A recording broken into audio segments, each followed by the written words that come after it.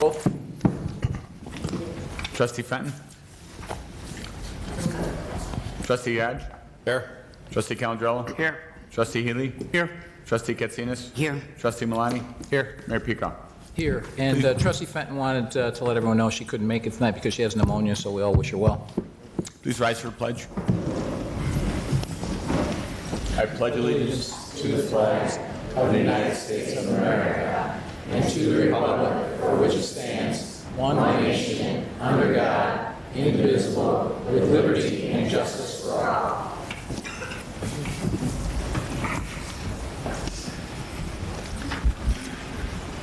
Good. Approval of October 28, 2019 special meeting minutes. Mr. Mayor, Trustee Katsinas. I move to approve the minutes of the Board of Trustees special meeting of October 28th, 2019. Second. Call the roll.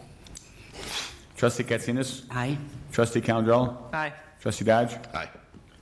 Trustee Healy. Aye. Trustee Malani. Aye. Mayor Pico. Aye. Approval of November 4, 2019 regular meeting minutes. Mr. Mayor, Trustee Katsinas. I move to approve the minutes of the Board of Trustee meeting of November 4th, 2019. Second. Call the roll. Trustee Katsinas. Aye. Trustee Calandrella. Aye. Trustee Dodge. Aye. Trustee Healy. Aye. Trustee Malani. Aye. Mayor Pico. Aye.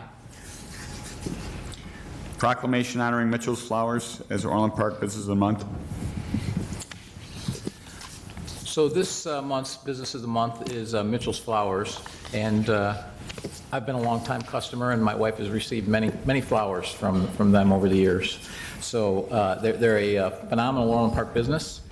So a proclamation honoring Mitchell's Flowers is Orland Park's Business of the Month. Whereas Orland Park's John Mitchell first opened Mitchell's Flowers in 1916 in Chicago at 72nd State Street. Whereas Mitchell's Flowers is a family-run business and has been for 5 generations, starting with John Mitchell, followed by his nephews Chris and Nick Mitchell, who handed the reins to Chris's sons Ted and George Mitchell, and then to George's children, David, Dan, and Patty Mitchell, and finally to the current generation of children who are all part of the family business.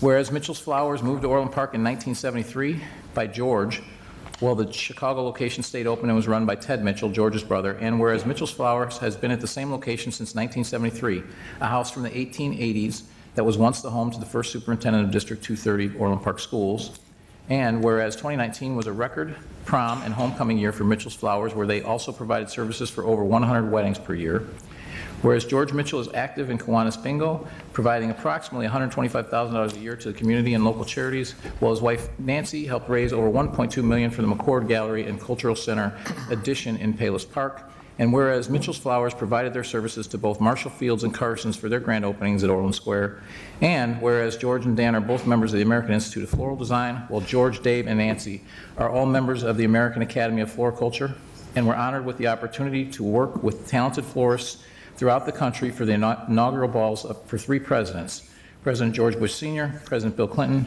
and President George Bush Jr., and various Rose Bowl parade floats. Now, therefore, I, Keith Pico, Village President of the Village of Orland Park, Illinois, and the counties of Cook and Will, do hereby extend the gratitude of the entire community for more than 46 years of serving the community, and hereby proclaim Monday, November 18th, 2019, as Mitchell's Flowers Day in the Village of Orland Park. Congratulations.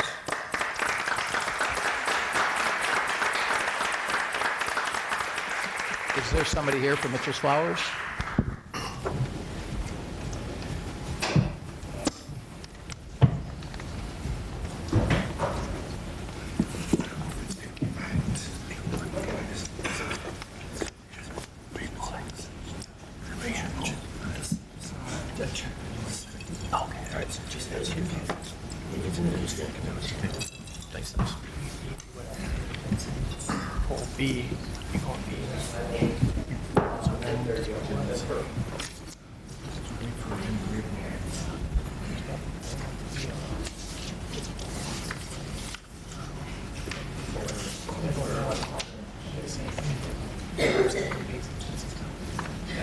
George, how are you?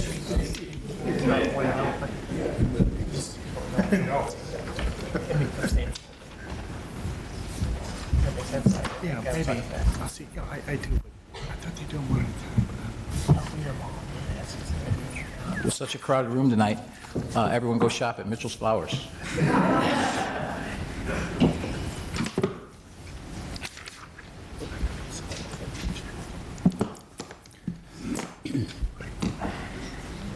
Ready? St. Michael Robotics Team First Lego League Challenge.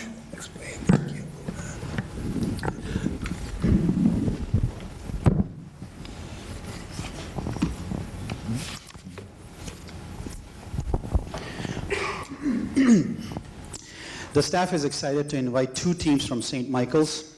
These students are expected to be our future leaders, engineers, planners, scientists, and bankers, and I'm confident our future is safe in their hands. As part of their first LEGO League competition, they selected and studied 2 projects in Orland Park for improvements. These 2 projects include Team 1577. They selected Andrew's site on 153rd Street and working on ideas to improve and reuse this site. Andrew's site is at present a contaminated brownfield site. The second team, 5784, the second team selected Schuessler Park and developing ideas for its renovation. Schuessler Park is a village-owned park with issues related to drainage, erosion, park equipment, and few other related items. Each team will be presenting their project for about 5 minutes, and they'll have 5 minutes to answer any questions from the trustees or receive any comments. Both teams are very well organized and they are very structured in their approaches and potential solutions. One of the things that I want to share with you that both teams met with the village engineers and planners about 3 weeks back, and they shared their ideas and extent of their issues that they're trying to address in these projects. So one thing I'm really excited to share with is that one item that I learned in that meeting that I did not know before at all, that there is a tree that can assist in reducing contamination in a soil. And they'll talk to you about that today. It is very impressive. Lastly, the students have requested that they'd like to get a picture with all of the trustees in the background. So what they'll do at the end of both presentations, they'll all line up in front of your table, and then the photographers will take pictures. At this time, I'd like to hand it over to Mrs. Lee to introduce the 2 teams and their projects. Mrs. Lee is their liaison with the village, as well as she's a village engineer. Thank you very much. Thanks, Krishid. Good evening, Mayor Pete Cow, Clerk Mahalik, and members of the board. On behalf of the students and coaches of the St. Michael's Robotics team, I just wanted to thank you very much for this wonderful opportunity. The students that are here tonight will be competing in the first LEGO League Challenge, competition organized by the LEGO Group and the First Foundation. The teams are required to build and program a robot to compete challenges on a game board, as well as present a project in front of a panel of judges. This year, the project theme is City Shapers, and each team has been challenged to determine a problem with a building or open space in their community and come up with a possible solution. The teams here tonight have prepared 2 short presentations and are looking to share their ideas with the community and get some feedback from the board. So to get this evening started, we have Team 1577, Solar Things.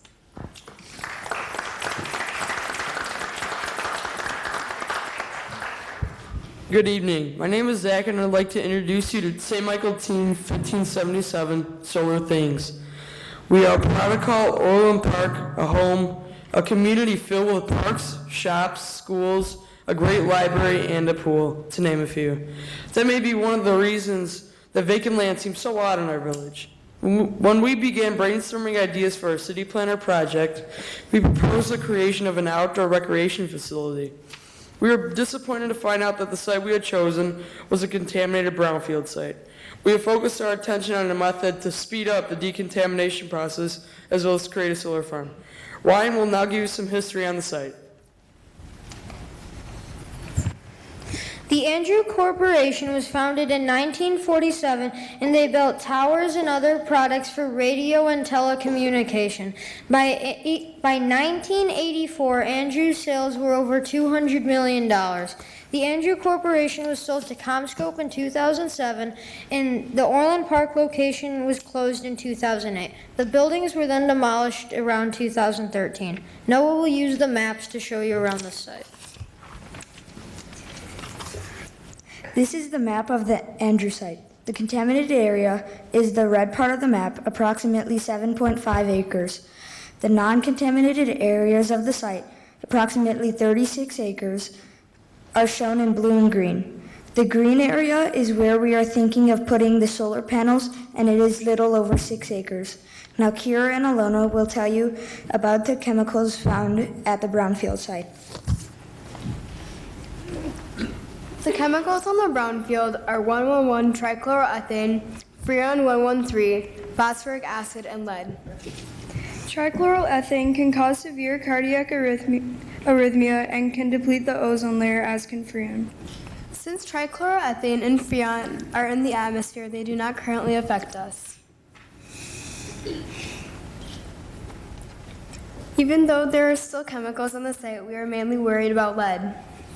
Lead can be used in batteries and cable sheets. Some common side effects of lead are brain and kidney damage, weakness, and it can affect behavior and intelligence. Our team has researched inexpensive ways to clean these chemicals safely. Nick and Drew will tell you more about that. During our research, we watched a video about how Argonne Laboratory was using hybrid poplar trees to clean up their brownfield site. We learned that poplars would be very useful for cleaning up the chemicals at the former Andrew site. Poplar trees cost around $50 for a small tree. Hybrid poplars are great because they grow rapidly and take up contaminants such as lead, copper, chlorinated solvents, and volatile organic compounds. The roots grow straight down and take in chemicals. The roots then absorb contaminants into their leaves. When the leaves die and fall off the poplar tree, they release the no longer dangerous chemicals into the air, which get evaporated by the sun. Michael and Grace also have an idea to make the location useful. We could put solar panels on the land closest to 153rd Street, the old Andrew parking lot. The solar panels could be used to power local homes and businesses. Alternately, the solar panels could be used as charging stations. People who take the train from the metro station could charge their vehicles during the day. The panels would lower pollution, save money, and would be quiet. A 1 megawatt solar farm requires 2.5 acres of space and costs about $1 million. The location could hold 2 of these, which would supply 400 households. That would be a profit of up to $260,000 per year. Solar energy is a clean and renewable resource. It would help turn the brownfield site green. Charlie has information about financial reasons to support this project. There are tax incentives for building solar panels. For example, building a solar farm on the site would make the village eligible for the adjustable block program, where you get credits based on how much power the solar panel produces. Credits can be bought and sold to support village projects or local businesses. Additionally, you could sell the solar power to a corporation or build electric car charging stations. Speaking with the city planner, he suggested Orland Park could use the solar power profits to fund the cleanup of the site. Zach has more information on solar panels. Engineers suggested that we devise a method to install solar panels without disturbing the contaminated ground. We had developed a model that by simply installing 4 posts driven into the ground and pouring a concrete slab, we'd be able to drop in a panel, attach it to the post, and begin quickly generating solar power. We have been in contact with the representatives from the company that currently owns the land, CommScope. According to Mr. Dave Trozak, CommScope appreciates our ideas and is looking into the possibility of planting vegetation to clean the land. They see the potential in solar energy, but this will require the village to rezone the land from its current residential status. We are grateful that you took the time to listen to our presentation, and we welcome your feedback.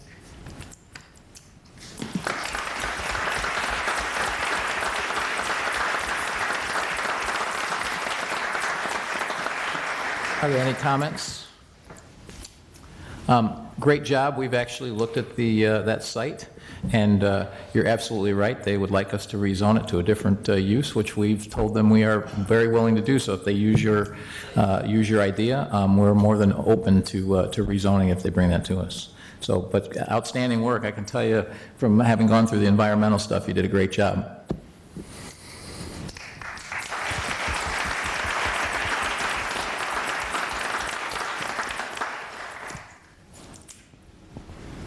Now we have Team 5784. So you guys just want to rotate?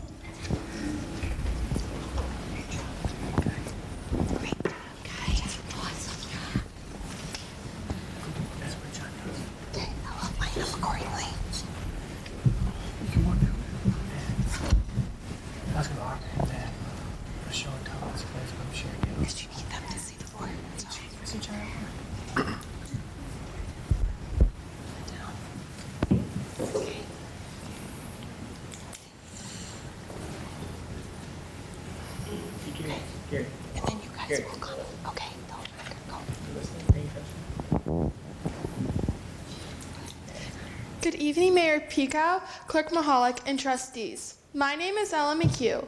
We are students from St. Michael's School and represent one of the two first LEGO League teams. We call ourselves the Dream Team, number 5784. Thank you for giving us this wonderful opportunity and allowing us to present our innovative project to you tonight. Orland Park is known for its numerous recreational amenities that they provide for the residents. Tonight, we would like to bring to your attention Schussler Park. The entire park is ready for an update, and tonight we are here to give you new, innovative ideas to make a new, usable, accessible, and inclusive park that everybody can utilize. Here is a current aerial of Schussler Park Pond and soccer fields. Schussler Park has flooding issues that prevent residents, teams, and organizations from utilizing the fields. During rain events, the current soccer fields flood and are not usable for a few days. There are even areas of the field that have eroded away, exposing drainage pipes below. The pond has erosion issues as well and seems to be a place where garbage collects. After consulting with the village staff, we have come up with two solutions. One option would be to regrade the site and update the storm sewer system. The second option would include a low-maintenance synthetic turf field that includes a drainage system to alleviate the flooding problem. The synthetic turf field would allow this area to be converted into one large multi-use field. The multi-use field can be used for football, one adult soccer field, or two youth soccer fields. Whether you choose to regrade the fields or install synthetic turf, the drainage system will be directed toward a new rain garden. The rain gardens will include native plants with deep root systems that thrive in Illinois, like the ones we observed within the Village of Orland Park's green roof. This is a cost-effective and green way to manage the flooding issue at Schussler Park. When we were at the site observing the flooding issue, we noticed there was no way for residents with disabilities to access the park and fields. We are suggesting the addition of an 8-foot wide path to provide access from the parking lot to the fields and park area. This path can also be used by the village for maintenance purposes. The path will be made of permeable pavement. We found a product that is made of recycled glass from a company called FilterPave. This product allows water to flow through the top surface into the subbase below to help with the flooding problem.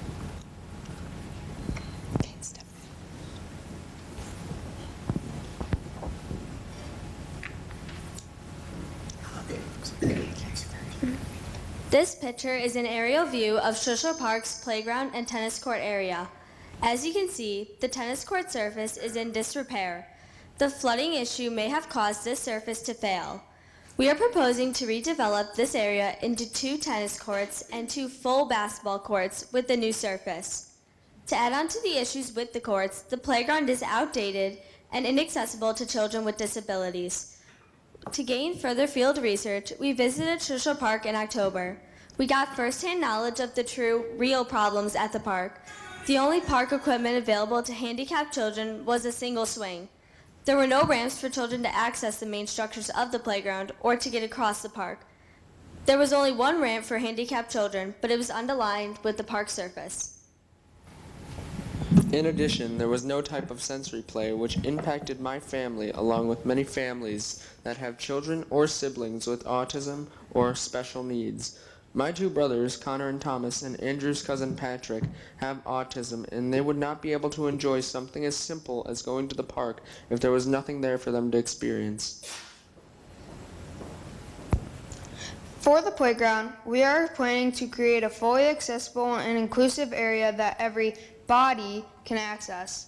This playground would include new handicap accessible equipment. We found an updated swing that would meet ADA standards and a sensory playboard for children with autism or other special needs. We incorporated more ramps to help with accessibility. The new playground surface would be made out of pour in place, a material constructed from recycled tires that allows wheelchairs to access the entire playground. We worked with village staff in the Department Services and Parks Department to develop these solutions to the park and flooding issues. We even reached out to Landscape Structures, a contractor with experience in designing parks for the village. They put us in contact with New Toys Leisure, who specialize in inclusive parks. We would like to show you an example of what an inclusive Schuessler Park could look like. Please notice the ramps that allow access to the equipment, sensory play areas, and equipment designed for children with special needs. We have priced out all the items that we have proposed tonight. Here is a breakdown of what we think the cost of this innovative park will be. As you can see, we have set a goal to cover the cost of the inclusive playground. We have reached out to our community and have found a donor for the inclusive playground. We are also talking to the Kiwanis Club to see if they will assist us with the cost and construction of the playground. This year, one of our positive and uplifting teachers, Mrs. Mary Baradelli, passed away. Our school came up with a new theme and attitude, spreading kindness one step at a time. We feel today we are doing just that, spreading kindness in our community one step at a time. Orland Park District 135 gives children with special needs the opportunity for an excellent education. People move to Orland Park because we can offer so much extra assistance for these children. The Orland Park Special Recreation Program is a huge part of our community. This innovative and inclusive park will help continue to support these organizations and the families that need them. This concludes our proposal. Thank you for giving us the opportunity to discuss this important project with you. We hope that you consider these innovative solutions to make Schuessler Park a more inclusive and accessible area that will be available to everybody. Do you have any questions for us, or would you like to see our posters up close? Mr. Mayor?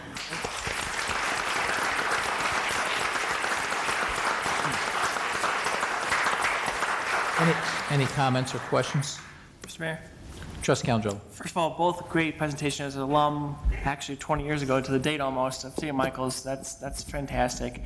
And I just wanted to tell you guys, both of the projects, particularly the Schuessler project, is something we're talking about as we speak budgetarily, how we get it done. We're addressing the water issue, and then next year, hopefully addressing some of the park issues. So if you want to stay tuned, because hopefully next year we're actually going to figure out the park situation, and I think there'll be some issues, or we'll be talking about inclusiveness. So that's, I'm so proud of you guys for that. And then, but no discussion about Gaga Ball or anything like that. Do you guys play that in school? I've heard of it. Oh, okay. All right. I thought it would be more popular, but okay. But congratulations to you and the teachers. That's just fantastic. Any other questions or comments? Mayor Pico? Trustee Dodge. Just echoing what Trustee Calandrello said. So both teams, thank you. Great job.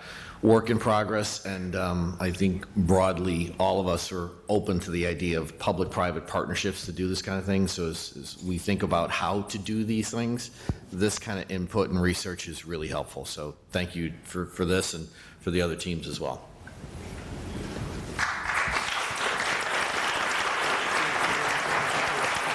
Any other questions or comments? So thank you very much, both teams. Schuessler Park, I don't know if you know, but that was actually the first ball fields there were built by volunteers in Orland Park. So the community actually rallied together. Sod Farm donated sod, the hardware store donated fencing, and the community actually built those fields. So they have a long history in Orland Park, and to Trustee Calandrella's point, we actually have funded, or in our plan for 2021 is to completely redo that park. So Gary, it would be a good time for you to reach out to them and get their ideas, and especially the person who might want to donate the inclusive play area. So fantastic work, certainly work that I don't think any of us were doing when we were in grade school. And as someone who has an aerospace engineering undergrad, and my son is also an aerospace engineer, I really appreciate the efforts in engineering and science, because it's very critical to our country's future. So thank you all. Outstanding job.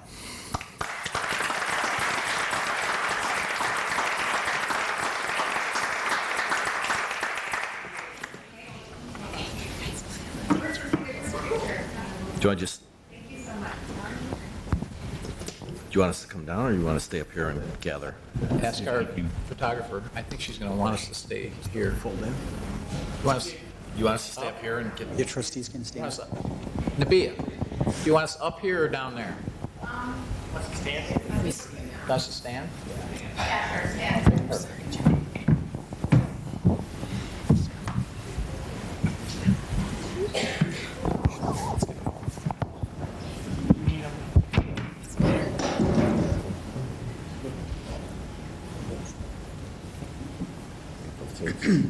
Thanks.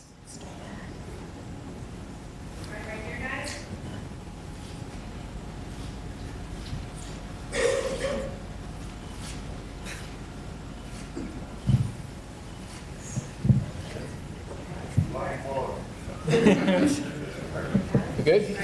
Great job, guys. Good work, guys.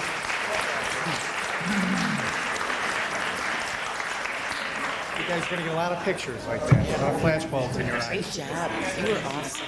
Good work. What a beautiful job.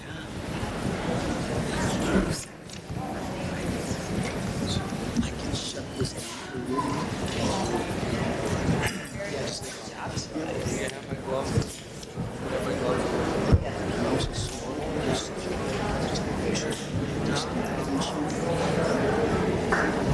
There you go.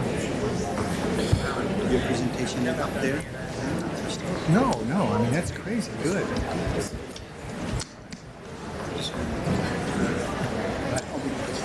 Consent agenda? Consent agenda. Item A, payroll for November 15, 2019, approval. Item B, accounts payable for November 5, 2019 to November 18, 2019, approval. Item C, budget adjustment for recreation youth dance for fourth quarter 2019.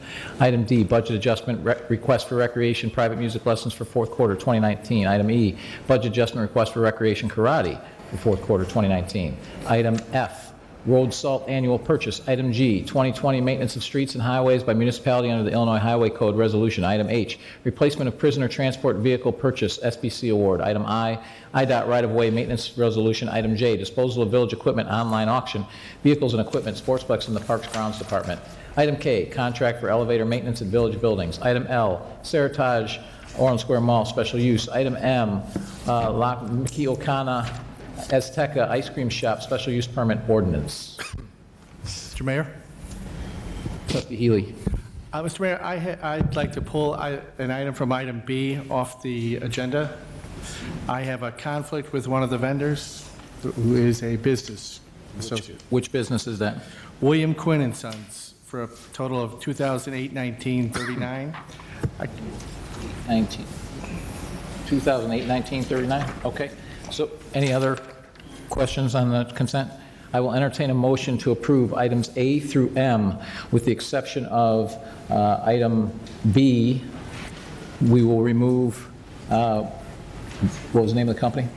William Quinn and Sons. William Quinn and Sons, for the amount of $28,1939 to be discussed separately. I will entertain that motion. So moved. Second. Call the roll. Trustee Calandrella? Aye. Trustee Healy? Aye. Trustee Dodge? Aye. Trustee Katsinas? Aye. Trustee Malani? Aye. Mayor Pico? Aye. Motion carries. I will entertain a motion to approve William Quinn and Sons accounts payable for $2,819.39. So moved. Second. Any questions or comments? Call the roll. Trustee Katsinas? Aye. Trustee Calandrello? Aye. Trustee Dodge? Aye. Trustee Healy? I abstain for a conflict because of a business relationship.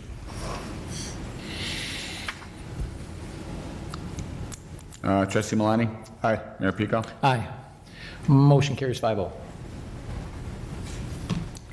Do we have to approve the rest of this?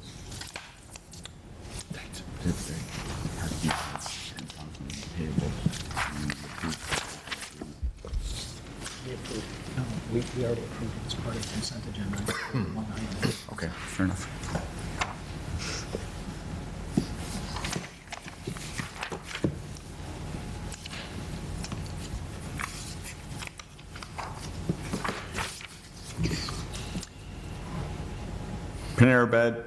Panera Bread Development Petition for Site Plan, Elevations, Landscape Plan, Special Use Permit with modifications. Mr. Mayor, Trustee Healy. I move to approve a site plan, elevations, landscape plan, and special use permit with modifications for Panera Bread as recommended at the November 5th, 2019 Plan Commission meeting and as fully referenced in the motion below. Second. Are there any questions or comments?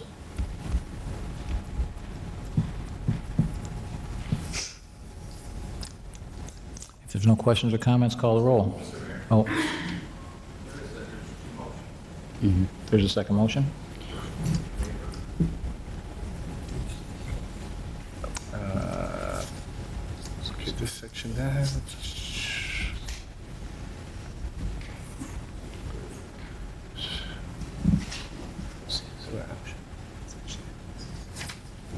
Could you please let us know where the second motion is, because we don't see it here. At least I don't. It's on, let's check. It's on.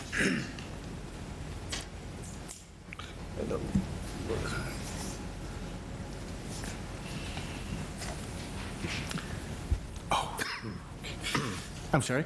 So we need to make an amendment to the motion? Why don't you withdraw the original motion? I withdraw my, Mr. Mayor, Trustee Healy? I withdraw my motion and now make a new motion. Do I have a second? Second. All in favor? Aye. Aye. Trustee Healy? I move to waive the requirements of Land Development Code Section 5-101C.1.b and 5-101C.1.c, and to allow the Board of Trustees to proceed with an immediate vote based on the Plan Commission unanimous recommendations. And I move to approve a site plan, elevations, landscape plan, and special use permit with modifications for Panera Bread as recommended at the November 5th, 2019 Plan Commission meeting and as fully referenced in the motion below.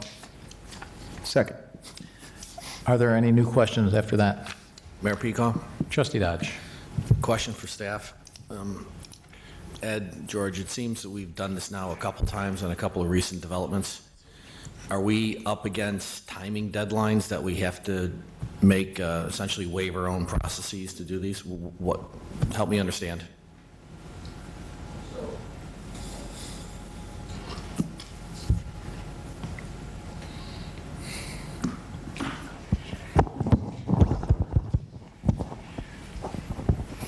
So this would be the second time we've done this, and this is it's one of the process improvements that we're looking at to expedite the process. So instead of having to go to 3 separate boards, it would be planning and zoning if it was unanimous to the full board of trustees. So it's only for the unanimous ones. So follow-on question, so we're effectively skipping the committee structure already? So when we get to the committee element, this would not have gone to the committee. This would not go to the committee of the whole unless there was a development agreement attached to it. I'm sorry, let me clarify my question. So by my math, we've been doing it a certain way for 30-odd years. And we've generally been accommodating to any developers that could make a reasonable petition to the village that they were in a hurry, up against a deadline, needed to do this. So I just want to make sure, we're essentially just saying, we're trying to, your recommendation and staff's recommendation is to streamline this. Correct. Because what we've been doing for 30 years hasn't worked. Of course, the board can, set its own, but it really is just to be more business friendly, to take it from planning and zoning, to save 2 weeks essentially in the whole process. Are there any other questions or comments? Call the roll. Trustee Healy. Aye. Trustee Malani. Aye. Trustee Dodge. No. Trustee Calandrello. Aye. Trustee Katsinas. Aye. Mayor Pico. Aye. Motion carries 5-1.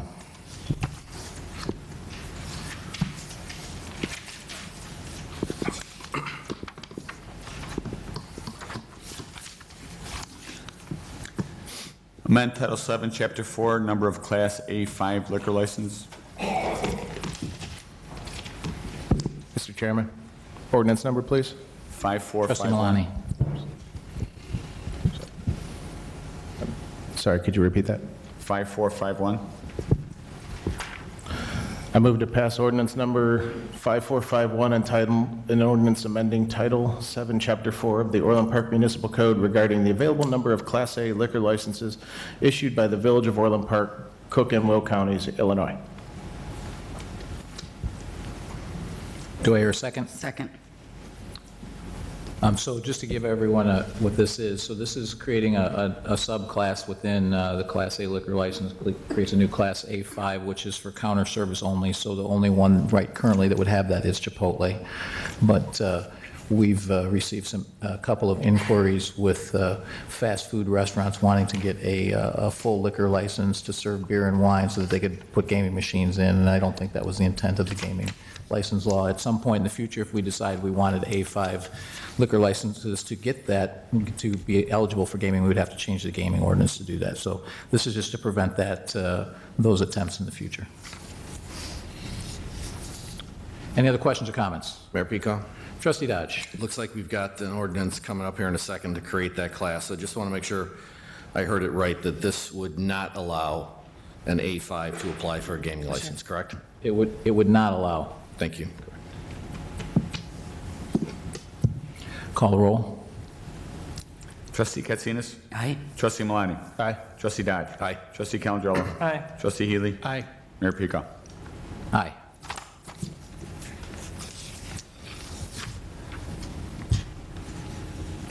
Amend Title VII, Chapter 4, number of Class A liquor license. Mr. Mayor, Trustee Katsinas. ordinance number, please. 5452. I move to pass ordinance number 5452, entitled an ordinance amending Title 7, Chapter 4 of the Orland Park Municipal Code regarding the available number of Class A liquor license issued by the Village of Orland Park, Cook and Will Counties, Illinois. Second. And that this just lowers the one from the Chipotle, leaving the A to A5. Any other questions? Call the roll. Trustee Katsinas. Aye. Trustee Dodge. Aye. Trustee Calandrello. Aye. Trustee Healy. Aye. Trustee Malani. Aye. Mayor Pico. Aye. Amend Title VII, Chapter 4, number of Class B liquor license. Mr. Chairman, Trustee Malani. I move to pass ordinance number 5453, entitled an ordinance amending Title 7, Chapter 4 of the Orland Park Municipal Code regarding the available number of Class A liquor licenses issued by the Village of Orland Park, Cook and Will Counties, Illinois. Second. So this is to lower the number of Class B liquor licenses because Walgreens closed on 159th Street. Call the roll. Trustee Malani. Aye. Trustee Katsinas. Aye. Trustee Dodge. Aye. Trustee Calandrello. Aye. Trustee Healy. Aye. Mayor Pico. Aye. Amend Title VII, Chapter 4, Class A5 liquor license for counter service restaurants. Mayor Pico? Trustee Dodge. Ordinance number, please. 5454. Move to pass ordinance number 5454 entitled Ordinance Amending Title 7, Chapter 4, Sections 2 and 6, Orland Park Municipal Code, liquor licenses for counter service restaurants. Second. Call the roll. Trustee Dodge. Aye. Trustee Katsinas. Aye. Trustee Calandrello. Aye. Trustee Healy. Aye. Trustee Malani. Aye. Mayor Pico. Aye.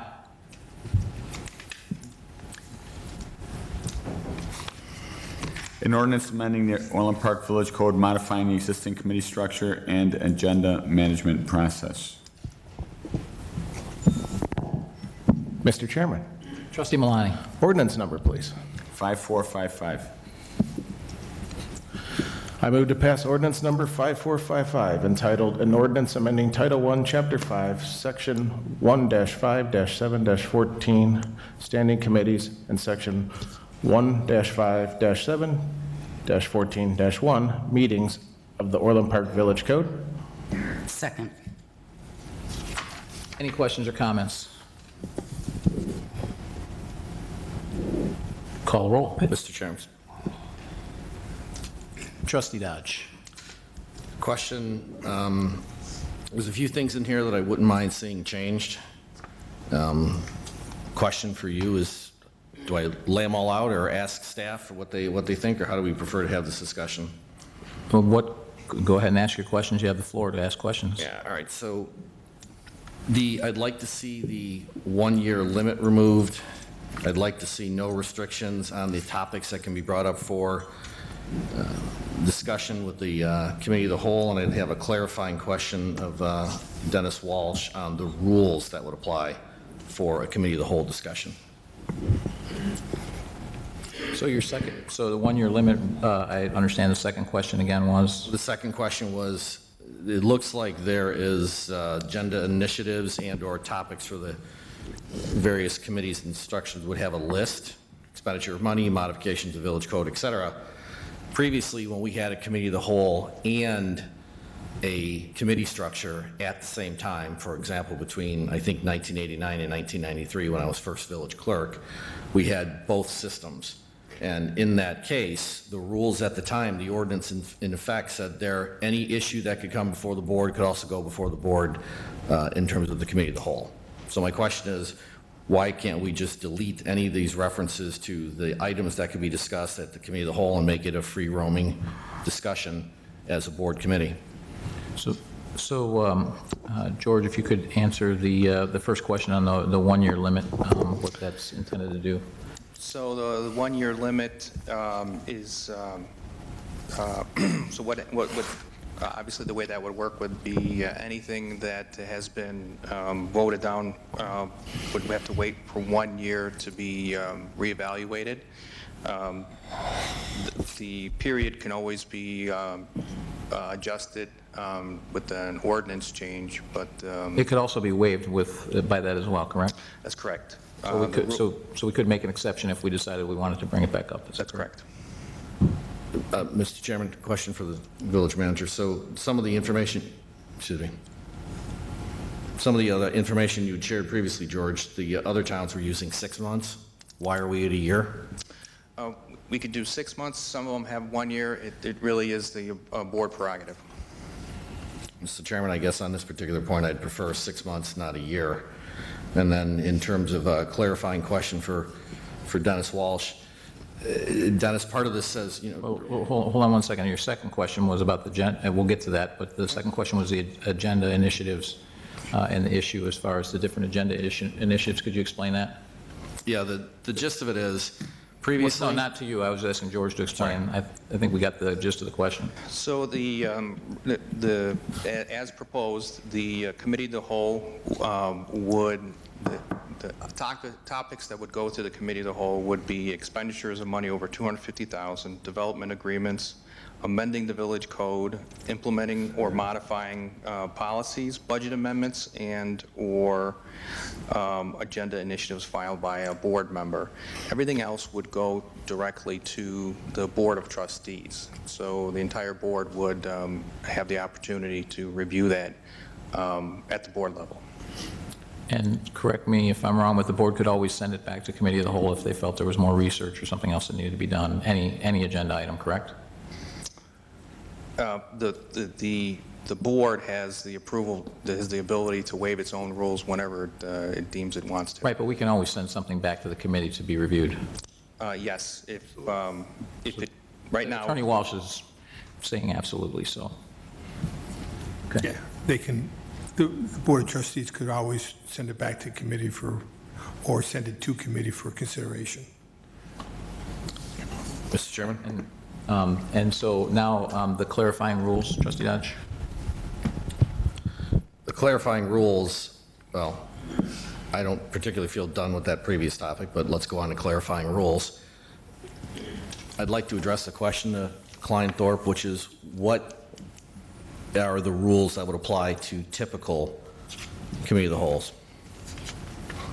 Are you talking about Limits on discussion, limits on number of times addressed, forms of recognition, et cetera. I just want to make sure I understand, we all understand the right section of Robert's Rule. Yeah, generally, the purpose of a committee of the whole structure is a less informal process than the full Board of Trustees. That being the case, generally there is, for the members in the committee of the whole structure would be allowed to talk about any of the topics without any real restrictions, subject to reasonableness.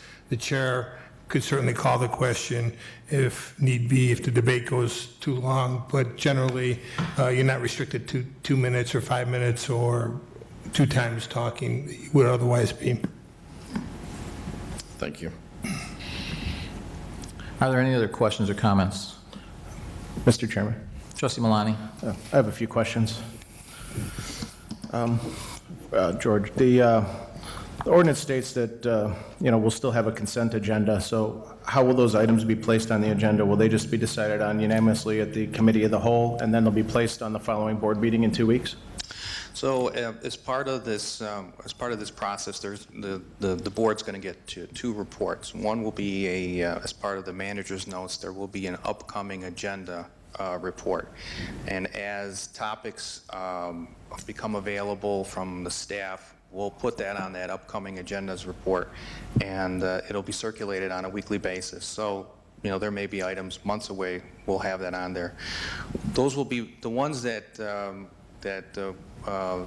appear to be consent agenda items. Those will be marked consent, and prior to the meeting, if any of the board members object to that, because obviously it's your prerogative to remove items from consent agendas, you would just contact me. Otherwise, it'll just be a learning process to set that robust consent agenda. And then also, they'd obviously have the opportunity on the board floor, if they didn't contact you, to remove something from the consent agenda like we currently do. Okay. And you discussed the possibility of possibly maintaining like a department liaison, somebody on the board that can work with the department heads to have a single point of contact on the board if needed. I don't see that in the final result.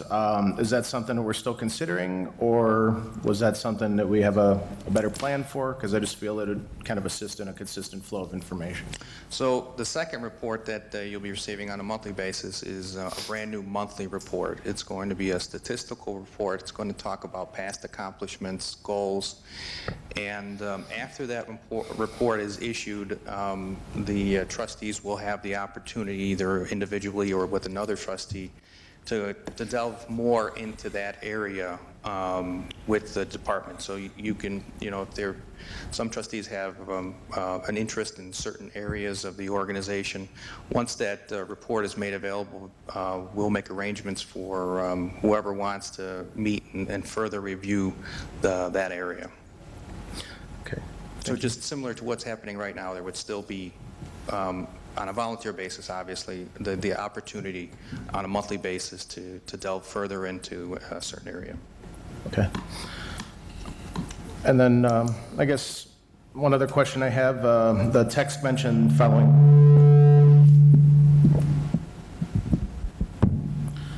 The text mentions following the procedure of standing committees, which I believe is what we're using today in our committee structure.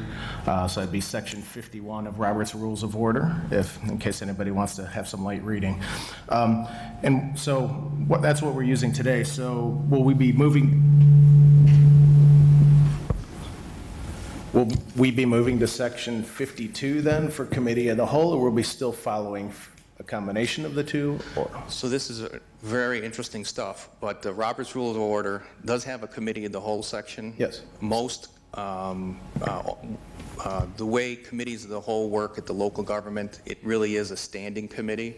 So the reference to Robert's Rules of Order for this committee of whole will be as a standing committee because, a committee of the whole, according to Robert's Rules, is really kind of an ad hoc. It happens when they need it. This is a standing committee, so those rules will apply. Right. Yeah, because I noticed in committee of the whole, there's no real mechanism to vote. It's usually just more of a discussion and a suggestion than an actual decision-making process. So that's where I was kind of confused. So I'm glad. Thank you for clearing that up. So overall, I like how this was laid out then. I think it kind of eases our pain with the Open Meetings Act a little bit. I think it's going to improve the speed in getting things to the board floor, and I think it's really going to help streamline our meetings and keep them moving. It's going to take a little getting used to it first, but I think it's going to be a welcome change. So thank you for working on this. Any other questions or comments? Mr. Mayor? Trustee Calandrello. I just have a couple of comments, and, I'm having a little heartburn with who can put items on the agenda as if with this new system, it'd be only the president and the village manager. If we were voted by districts, so say Trustee Healy and I would be representing different groups of town, I think giving the additional power or authority for the mayor to put anything on the agenda would be appropriate. But I would either take out the village president as make the village manager. That would make sense because then he has 7 bosses, so he or she has 7 bosses. It gives me a little heartburn, and I do agree that the 1-year limitation, a couple items we talked about was the video gambling. That was less than a year. I think the mayor, members of the board always talk about we could always change our mind and bring it back. I know there's a mechanism, but if the theory behind this is to strip to limit the time of staff or attorneys looking up topics, I don't think this really prefaces it. I also would like to keep the standing committees, and I think it's the best of both boards then. So that's my thoughts, and I don't know if you want amendments at this time, Mr. Mayor, or when you like those, but I would have an amendment or two. You can always make a motion to amend the ordinance. With that, Mr. Mayor? Trustee Calandrello. I move to strip the language that would only have the president. It reads instead of president and village manager, just village manager can put items on the board, on the board agenda. Mr. Chairman? We need to have a second before we have a discussion. Second. Do we have any questions or comments on this? Okay, so the question on the amendment is put to strip the language to read just village manager can put something on the agenda, which would delete the mayor's ability to put something on the agenda. Call the roll. Trustee Calandrello. Aye. Trustee Dodge. Aye. Trustee Healy. No. Trustee Katsinas. No. Trustee Malani. No. Mayor Pico. No, motion fails 4-2. Mr. Chairman? Trustee Dodge. I have some other questions for Does staff. anybody else have questions? Do they all get a bite at the apple before you get a second one? I was Anybody else? about to say I'm happy to wait. Anybody else? Okay, Trustee Dodge. Thank you. George, I want to read you a section from Ordinance 1936, which has been in place for a while. It reads like this. My question specifically will be, why didn't we just use this language? Board of Trustees, Committee of the Whole. The Board of Trustees shall meet as a Committee of the Whole for the discussion of any and all village business on the 4th Monday of every month, commencing November 1989 at the hour of 7 p.m., et cetera, et cetera. Let me add, this was an error when we had 5 meetings a month because of the intensity of the workload on the board to approve development. So my question specifically again, why didn't we simply go to language that says any and all village business as opposed to extracting something from other towns with different forms of government? So, because the Board of Trustees, meeting as a Board of Trustees is that. So if there was going to be everything that the Board of Trustees discusses, then you really don't need a Committee of the Whole. You can have another Board of Trustees meeting in the month, but opening it up to everything wouldn't necessitate another committee meeting. Following on is a question. Previously, when this was in place, we had both committees and the board to have those free range discussion, so to speak, on bigger issues while things work their way with, in my opinion, due oversight on process as things move through this. So I guess I just don't understand how this new process, and maybe try and explain it to me again, how this new process really accelerates anything or nets us any efficiencies. So the topics that'll be discussed at the committee level are going to be limited to those 6 items. Other than that, everything else will just go straight to the Board of Trustees. Mr. Chairman? Trustee Dodge. I'll move to replace the language that has restrictions on topics for any committee of the whole discussions to the previous language of any and all village business at the committee of the whole. Second. Are there any questions or comments? Okay, so I'll just make one quick comment on this, just so that everybody understands that everything would still go to the board for, even if it doesn't go to the committee of the whole, it still goes to the board for discussion, so the board still approves everything, so nothing bypasses the board. The board can also send something back to the committee. This is just a way that it gives the staff some direction as to what to put on automatically on the board for versus the other. If we don't see that it's working, we can always change it. With that, call the roll. Trustee Dodge. Aye. Trustee Calderello. Aye. Trustee Healy. No. Trustee Katsinas. Aye. Trustee Malani. No. Mayor Pico. No. Motion fails 3-3.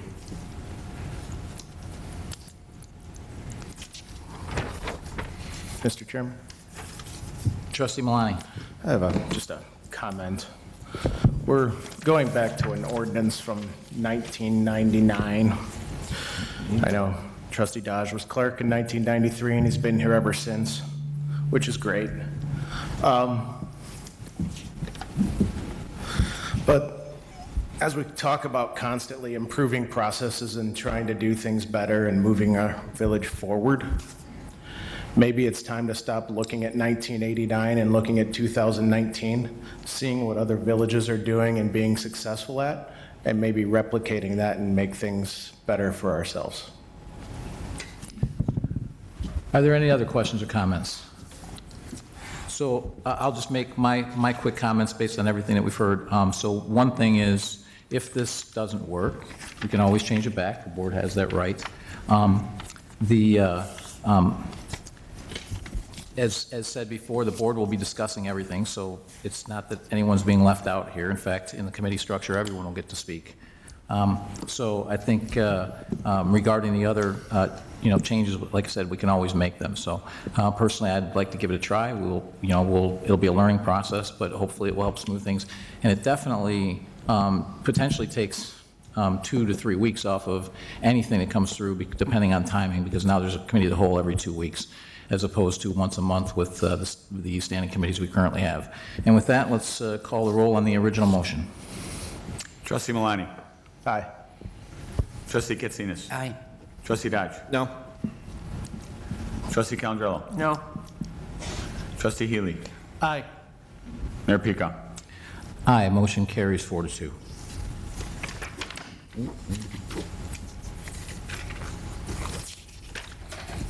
Resolution urging the Illinois Department of Transportation to build the I-80 reconstruction, expansion, and widening project and to provide additional project enhancements. Mr. Mayor, Trustee Healy. could I have a resolution number, please? 1926. I move to pass resolution number 1926 entitled, "A Resolution Urging the Illinois Department of Transportation to Build the I-80 Reconstruction, Expansion, and Widening Project, and to provide additional project enhancements." Second. And to give everybody background on this, so there is a project to widen a portion of I-80 that's been funded in the current capital bill. However, the current plan doesn't call for widening the bridges wide enough to handle future expansions. It also doesn't encompass the need for 8 lanes on I-80, which the I-80 Coalition, which I'm part of and part of the leadership team of, we all agree that that needs to be the goal here, is to get this to 8 lanes. And the reason for that is that 3.5% of the nation's GDP travels that corridor, and about 85% of Illinois' GDP travels that corridor. And 2 lanes is just not sufficient, and 3 lanes will not be sufficient. So while the project is engineered for 3 lanes, we want them in the phase 2 when they're acquiring land to make sure they acquire enough so they can expand it to 4 lanes in the future each side. So that's what this is for, essentially the resolution across many municipalities to try and push IDOT to make sure that we actually plan for the future for a change as opposed to doing piecemeal. So that's what this resolution is for. Any other questions or comments? Mayor Pico? Trustee Dodge? Certainly makes sense. I guess just point of clarification. I think there's been a fair number of people who have heard that the toll road might be looking at this as opposed to IDOT. So I just wanted to, I'm pretty sure it's IDOT because that's who has the road now. Just want to get that into the record that it's IDOT, not the toll road. IDOT has the road now. There's a concern amongst everyone in the coalition that IDOT having the road means the road never gets fixed.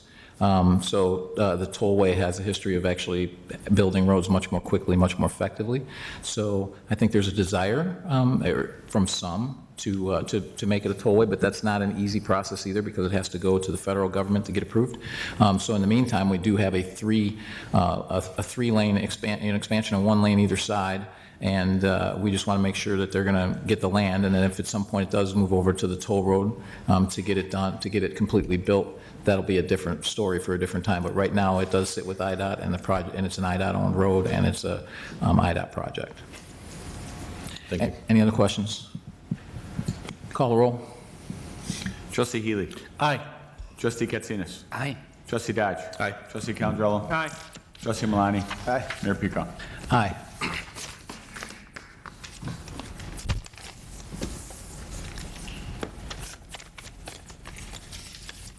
George, your other manager's report?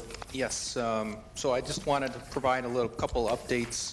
These aren't items for voting, these are just updates. So the first one is the status of the village's resurfacing project, and if Rich can just kind of give an update as far as how that's all looking. So we did run into a bit of a delay here recently with the cold temperatures, but the contractor resumed paving today. We finished up Arbor Point subdivision, Grandview Drive. We've got a couple other little things pending on the neighborhood road program, short section of 139th Street, Ravinia Avenue, and Seton Place. That's scheduled for tomorrow, weather permitting.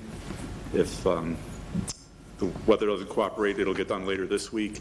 The last remaining project would be Fernway, where we poured the concrete shoulders today.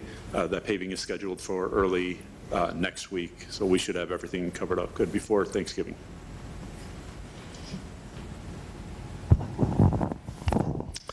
Next update is on Southwest Highway flooding. If the mayor and the board recall, there were some concerns raised at the last meeting regarding the flooding on that, and if Rich can just provide an update on how that obstruction has been cleared. So there's a 60-inch concrete pipe near the southeast corner of 131st Street and Southwest Highway that was obstructed. The prominent obstruction was a utility pole that was coming out from one end. The MWRD, working with IDOT and village staff, was able to clear the utility pole on Friday, November 8th. After a few days of the water becoming lower, there was some additional obstructions in the pipe that were became evident. Those were also cleared on the following Friday, on the 15th. Those were some large railroad timbers and large plastic signs that became blocked up in the pipe. Additionally, the MWRD, working with village staff and IDOT, cleared the overgrown brush and trees from the ditch line all the way from the end of that culvert to the first commercial driveway. This was done with hopes of preventing any kind of future obstructions. And just to be clear, part of the reason we found out about this particular blockage is because it's been going so slow through the culverts over the last year or so. We didn't know these blockages existed until they temporarily repaired the culverts to get water to flow faster, correct? So that's where we discovered these. Correct. Also, just so everyone knows, the Forest Preserve is slowly commencing draining the McGinnis Slough again. They obviously fell way behind with the multiple massive rain events and filled it back up, but they do still plan to drain it as far as they can this year. Also on that, the mayor's office is working with Senator Cunningham, and they have coordinated a meeting at IDOT in December to see if this project that was planned can be expedited. So that's a very promising thing. The last one, or not the last one, the status 159th Street, if I could just give that to Krishit. The 159th Street project is substantially complete. Originally, IDOT's plan was to open all 4 lanes from Ravinia Avenue to Will Cook Road, including turn lanes and signals on November 15th. Due to cold weather, temporary construction striping could not be removed, as well as new striping could not be placed as the last week's weather was. So there was about a week delay. Now new information from IDOT is that they have planned to open 159 on November 22nd, again from Ravinia to Wilcook. The Wilcook to 355 is expected to be open in about 2 weeks or so, hopefully sooner. Until then, all 4 lanes will have to transition at Wilcook Road. And traffic signals are installed, including 104th Avenue. For the next few weeks, they are expecting some lane closures on a day-by-day or need basis. Landscaping and other related items will be completed next year. It is IDOT's plan that all 4 lanes will be operational throughout the winter season. With the additional travel lanes and interconnected signals, travelers will experience a significant reduction in traffic delays and an improvement in traffic flow. And then final update is, as the mayor and village board are aware, there is the village has been in court regarding Hope Covenant Church, and just wanted to provide an update on a little bit of a history on this, as well as kind of what the timeline is on this. So first, I'm going to turn it over to Greg just about so he can discuss some of our code history. Greg is working on the code history portion because of his background in architecture. Okay, thank you. Just briefly want to go through some building code history. Building codes were established originally to protect the health, safety, and welfare of all equally. And I think it's important to reference that all equally. Originally, your building safety depended a lot on your ability to pay or your ability to hire someone to inspect that, whereas the codes set an equal basis for everyone to have a reliable and consistent standard. The first national building code was developed in 1905. One of the approximate reasons for that was actually they referenced back to the Great Chicago Fire of 1871. So interestingly, there is a local tie-in there, as well as referencing back to the Great Fire of London in 1666. Unfortunately, one of the things that's not so pretty about the building codes is they were largely developed in response to tragedies. They have been very reactive in nature, and they represent lessons learned and often learned the wrong way. Looking at the history here, one of the reasons we're concerned particularly about this is you can see that we're not the first municipality or organization to take on this issue. There's been a trend you'll see in these articles that are referenced up here. Unfortunately, there's a high rate of fires, particularly in homeless shelters, and they are due in large part to the fact that the strong and strict codes are not always enforced. Here's a second page of similar such incidents showing we've seen these incidents before and that the risk involved in not enforcing the codes is very real.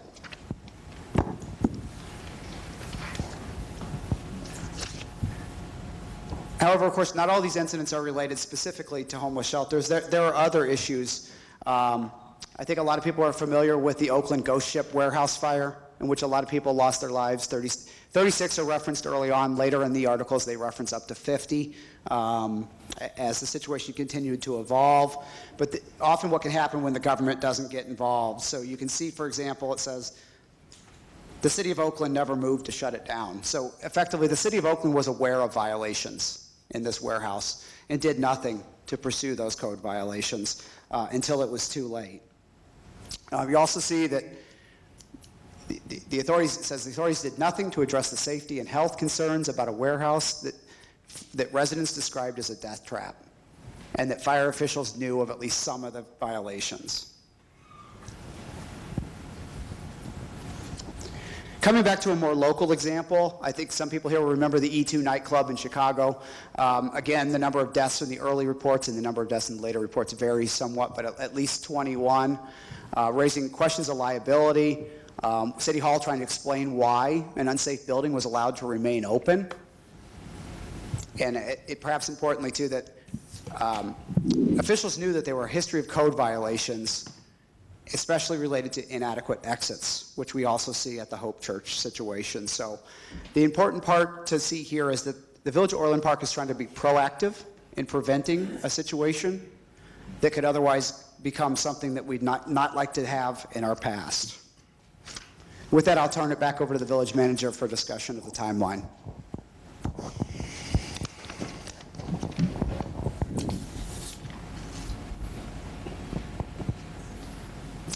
So this is just a brief timeline of the steps that have, or of what has occurred since October. October 4th is when the village was made aware that the overnight shelter began accepting residents. On October 7th, the interim village manager contacted the pastor and then sent a follow-up email. The next day, based on that, the Hope Covenant Church's attorney contacted the village manager. So that was the first time where attorneys became involved in this process. So then we had various correspondence between October 8th and October 15th between the attorneys. October 17th is when the attorneys agreed upon an on-site inspection date. The inspection actually occurred on the 18th. And then after reaching the code determination, the village reached out to the International Code Council for use group verification. On November 1st, the International Code Council confirmed the village's interpretation of the use classification.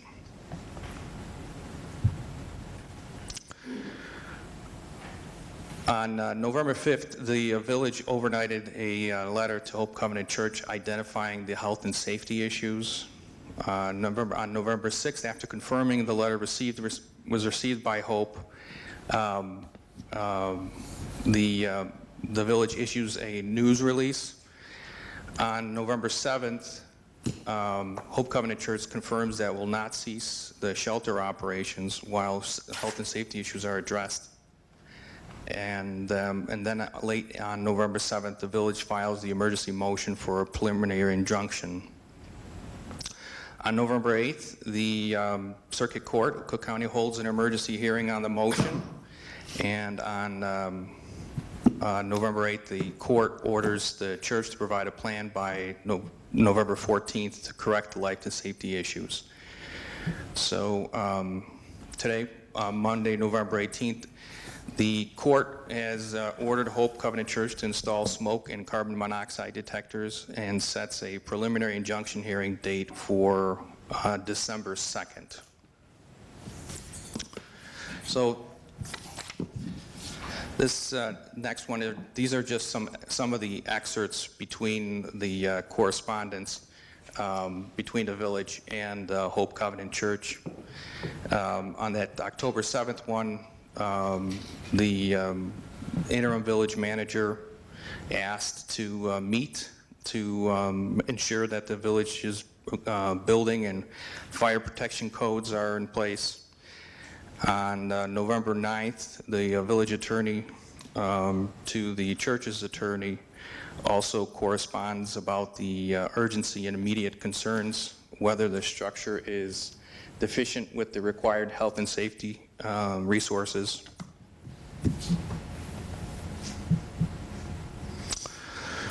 On October 14th, the church's attorney to the village's attorney confirms that they will comply with all appropriate laws, codes, and ordinances. And on October 15th, the village's attorney reminded them that none of their required prerequisites were taken prior to the change of use. On November 5th, the letter from the Development Services Director indicated that as a result in the change of use, the building classification changed from an A3 assembly to an R1 residential classification, and noticed them that the operation must cease. The letter on November 7th from the church's attorney indicated that they would not voluntarily cease overnight shelter operations. So I'm going to turn this over to Ed Lilo, Development Services, Interim Development Services Director, so he can talk about some of the findings for the village's inspection. Thank you, George. So first, the use. The church is currently classified as an A3 assembly use, which are typically assembly uses intended for worship, recreation, or amusement. When they added the use as an overnight shelter, that classifies them in the R1 residential use category of the International Building Code. And that's where a building or structure provides sleeping units for occupants that are generally transient.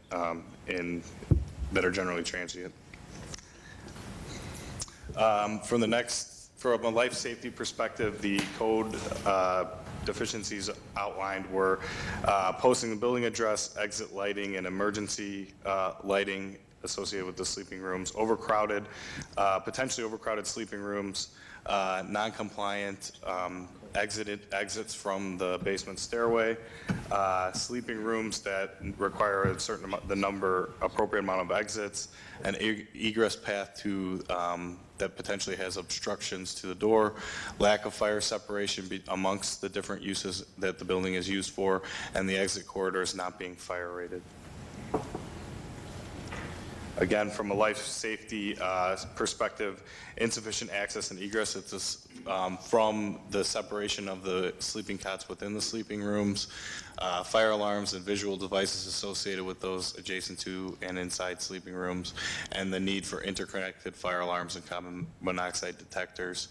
From an accessibility standpoint, there's a lack of compliance with an accessible route. The church and design professor would have to identify their main access point so that it could be evaluated for compliance. There are non-compliant restrooms in terms of the access and the lack of bathing facilities.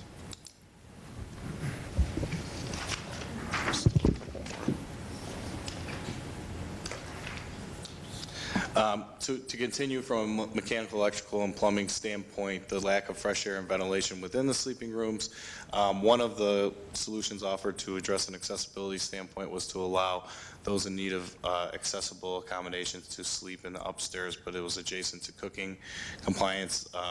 The cooking appliances in the kitchen, which would have caused another issue. And there were an issue that was addressed previously, confirmed by the fire district, in terms of having their boiler inspected by the state fire marshal.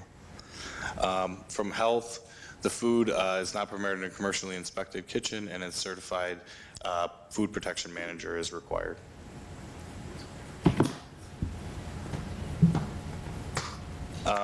The next slide identifies the issues that were brought up by the Orland Fire and Protection District. There was a lack of non-functioning emergency lighting. Boiler, as stated previously, had been addressed. There were missing ceiling tiles. There's a stuck exit door in the northeast corner of the building. Previously called out the interconnected smoke detectors required throughout. Again, the visual alarm devices, as well as a lack of carbon monoxide detectors. So this next section, we're just going to go through some of the frequently asked questions that the village has received the last couple of weeks. So the first one is, isn't it safer to stay overnight in a deficient building than to be out in the cold? Unfortunately, the village does not have two standards of building codes, and the building code that we have to follow is the building code. How does this differ from an overnight Boy Scout stay or a church lock-in? Ed? So in that instance, if we were notified of such a case, they would be required to, and it was on a single use, that would be regulated by a special event permit and may be subject to special provisions, in which case whoever was providing it would have to provide those, their responses to the same code items. So the next question is, the food is served no differently than a church potluck, so why the commercial kitchen standard? Generally, at a potluck, it's prepared, in order to meet the exemption, it has to be prepared by private individuals for non-commercial purpose, and where there's no expectation of food safety. And then isn't part of this crisis caused by the unaffordable housing in Orland Park? So there is a state agency that calculates affordable housing index for all the communities in the state. They actually require a minimum threshold of 10% in a community, or you have to have an affordable housing plan.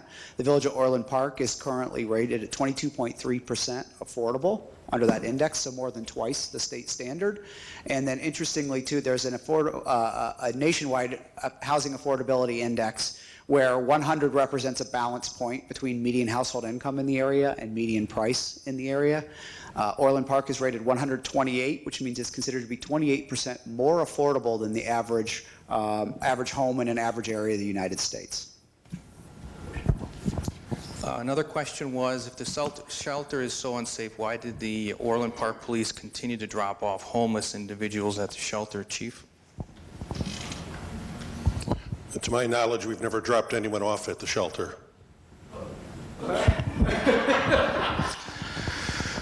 Whose decision was it to close the shelter? The Village of Orland Park has adopted codes, and the village sought voluntary compliance for the codes. When that was refused, the only avenue that the village has is to seek court action. The next question is, why is the village seeking to bar the shelter use until full compliance is achieved instead of allowing it to operate while the church works towards compliance? So the village is pursuing health and safety to prevent the type of tragedies identified earlier in the presentation. And the final question was, doesn't the mayor have the power to keep the shelter open? No, the building codes of the village are set by ordinance approved by the entire village board. The mayor alone cannot set policy, but rather the entire board in its form of government requires the majority of trustees to do so. So this was just to kind of just to provide a little bit of background on the issue that's going on right now. That's it.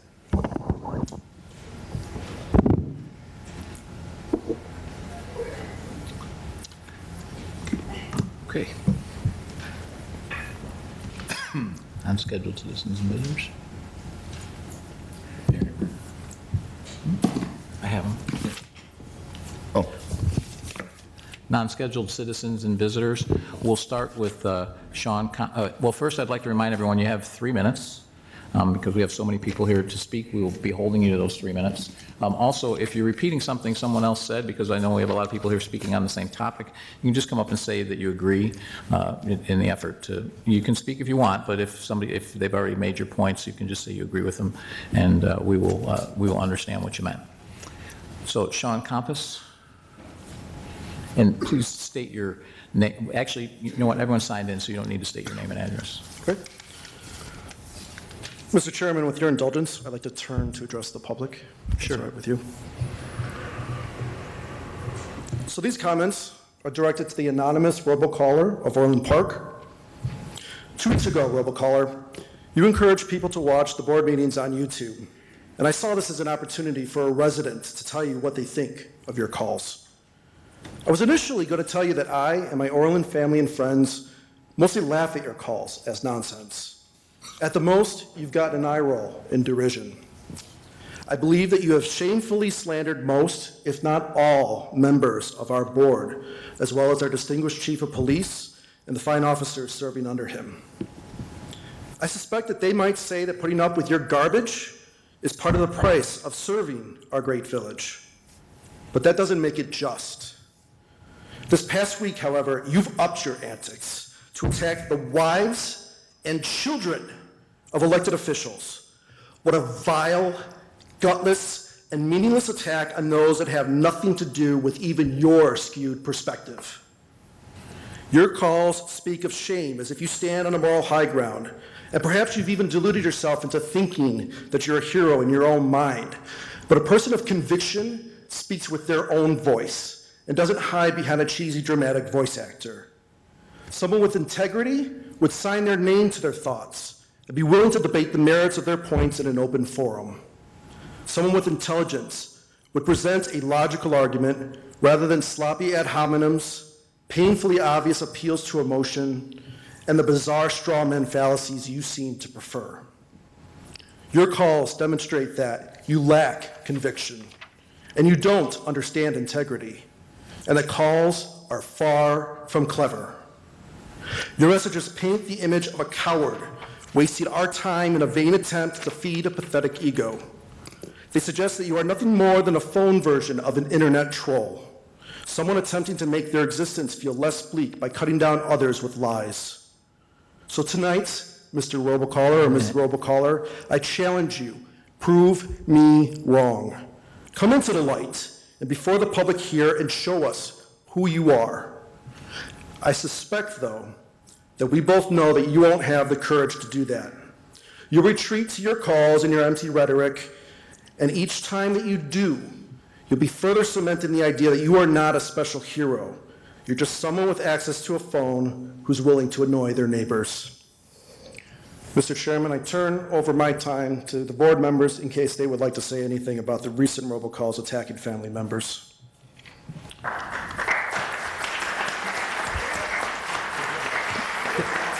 Thank you for your comments. We'll address the comments in our trustee comments.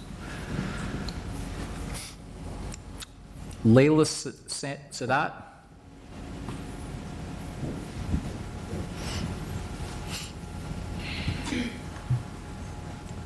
I don't appreciate the generalization. So I am going to use my voice today, and I will be pretty brief because I have a headache from all the red tape. So my name is Layla Sadat. I am a public policy graduate student at DePaul University, and much of my professional background is in advocacy and social justice. I'm here today because as a resident of Orland Park for nearly 13 years, I am disappointed in your attempt to shut down the beds program at Hope Covenant Church, especially as temperatures plunge to record lows. I believe it's not only our social responsibility to take care of one another to the best of our ability, but that the true measure of a community is solely how well we serve those in need.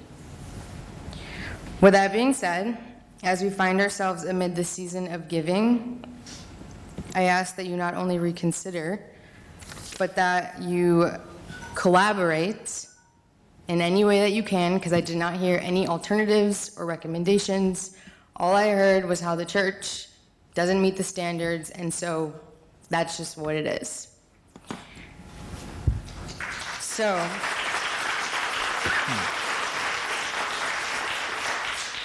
as leaders, I urge you to take righteous steps forward so that families no different than yours and no different than mine have a warm place to sleep at night. I also want to take a moment to thank Pastor for choosing to be the light in a sometimes, oftentimes, dark world and for leading by example.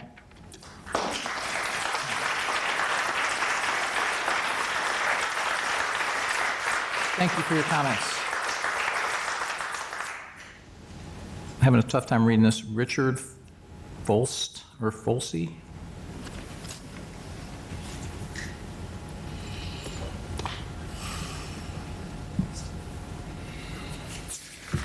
Good evening, members of the Board of Trustees, Mr. Mayor. Thank you for allowing me to speak. I'm a resident of Orland Park, as is my wife. We're both attorneys, and we're both members of Hope Covenant Church. We both feel very strongly about this shelter, and we applaud Pastor John, Pastor Phil, our pastors, for making this their mission. I wonder why Orland Park is not making it their mission as well. My understanding is that Orland Park doesn't have any homeless shelter and has not had one.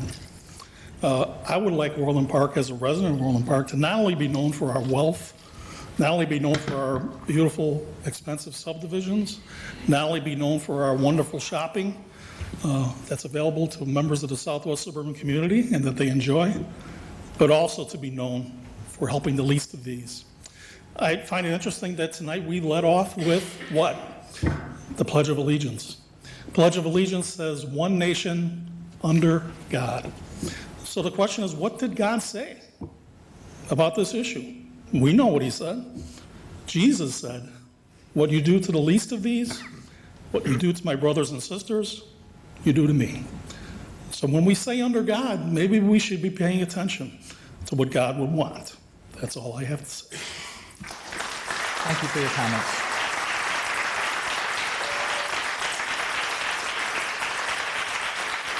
Regina Knapp. Repeat it.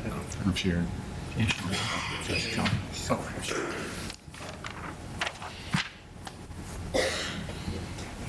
Good evening. I'm an 18-year resident of Orland Park and a retired teacher of District 135 after 35 years of teaching here. Always been proud of this community. But I'm also an advocate for the homeless. My life has been affected by the homelessness of a loved one who lived on the streets in a nearby suburb. This person had parents who cared about him, but when they passed on, he was truly at a loss.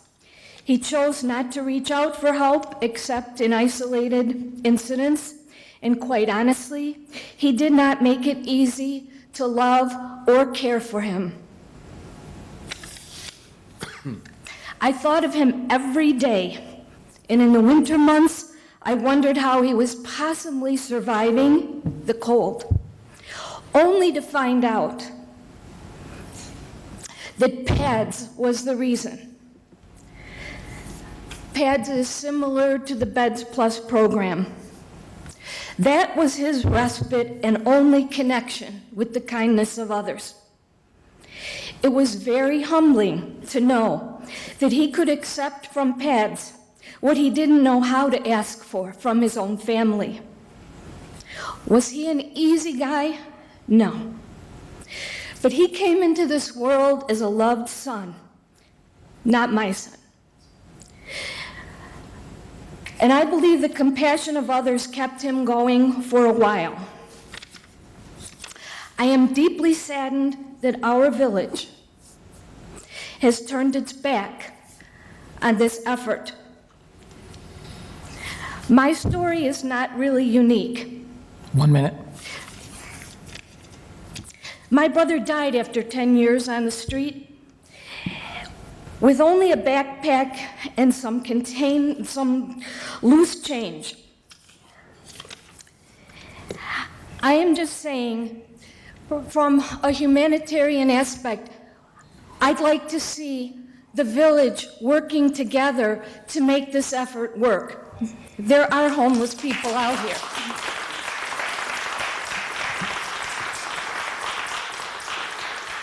I did not really want to make this personal, but I really can't argue with the red tape and the codes.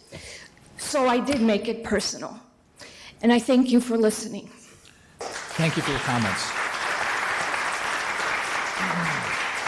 And if I could remind everyone to silence their cell phones, it's disrespectful to the people that are speaking here to have it going off when they're speaking. Thank you. Don Wagner.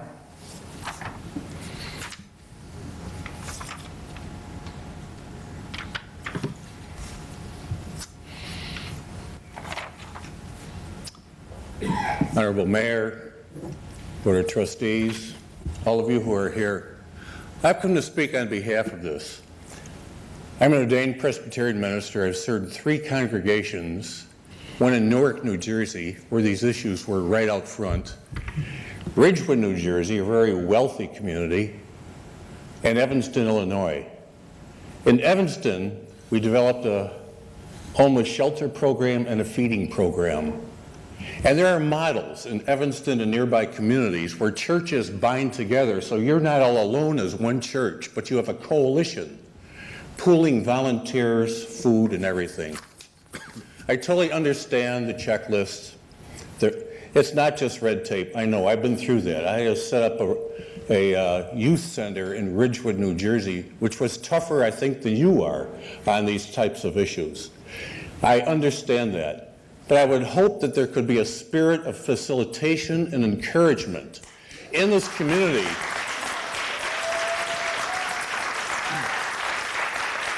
You know, when I was a pastor, people would come in off the street. It could be a runaway youth. It could be a spouse, often, usually women who were beaten. It could be someone who had fallen on hard times and lost their job. It could be anything like this, and they needed a meal or they needed shelter overnight, and it has to be provided. We can't keep our heads in the sand. This world has come to Orland, and now we need to respond. Hats off to you and to this church for stepping up like this. And you know, as a pastor, and I think as us as Christians, also my wife who is Muslim, and many others from other religions. It's a mandate. It's a mandate that we welcome the stranger and care for their needs. And it isn't an ideal issue. It's practical. 1 minute. These needs are out there. Matthew 25, which was cited earlier, Jesus said, "Where were you when I was thirsty? Did you give me drink? When I was hungry, did you feed me? Or when I was homeless, did you take me in?" And he says, even unto the least of these, you do it to me. That means we see Christ, God, in every human being as equal to us and having these same needs. So thank God for what you're doing, and let's have a spirit of facilitating this tremendous opportunity. Thank you for your comments.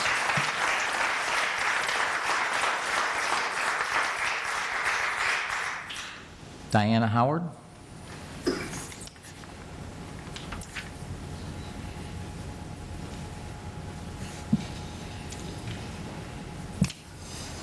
Thank you for giving me a minute to speak. I just wanted to say that I'm a long-standing citizen of Orland Park. I'm also a veteran, and this hits me really hard. If I'm not mistaken, so are you. You wore the same uniform that I did, which makes this even more deplorable to me. Anyone that has worn a uniform understands that we're here to serve and protect not only the rich, but all. Even more important, those who cannot help themselves. With the number of homeless people, or homeless among the veterans being so high, I have to believe that some that you are denying a safe place to lie their head at night are veterans. You can use the codes as an excuse all you want. I don't think anybody here, including yourself, believes that that's the true reason this is happening.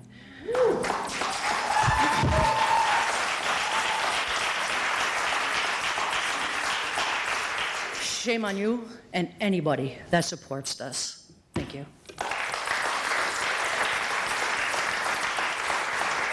Thank you for your comments. Nick Unishevsky, you're right.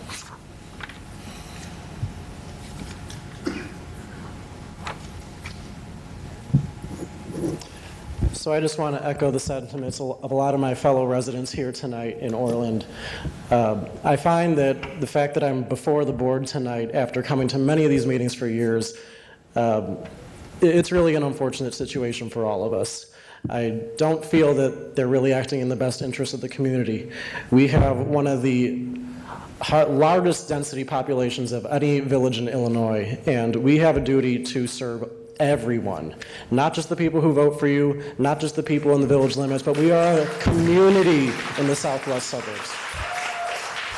I find that what the village is doing here is really acting in an impractical manner. When we have situations like the beds program at Hope Covenant Church, we should really be working with them. These are people that need our help. These are people that are fleeing domestic violence. These are people that need support to find job resources. These are people that are in need. And the fact that they're going to a program like BEDS is because largely the government has failed them. Nonprofits like this work collaboratively with us all the time in a number of situations to make a common good.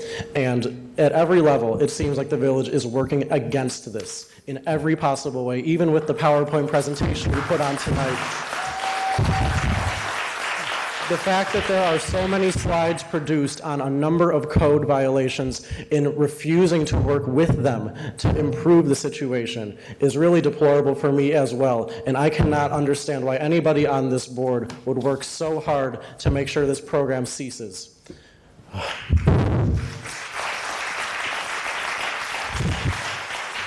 I've been a long-time resident of Orland Park. I've lived here my entire life. I was raised here. I went to the schools here. I worked in community groups, and now I'm in the activist groups. And we stand with BEDS, we stand with Pastor John, we stand with Hope Covenant Church, and we will continue to stand with them, and I hope you will join us in this fight.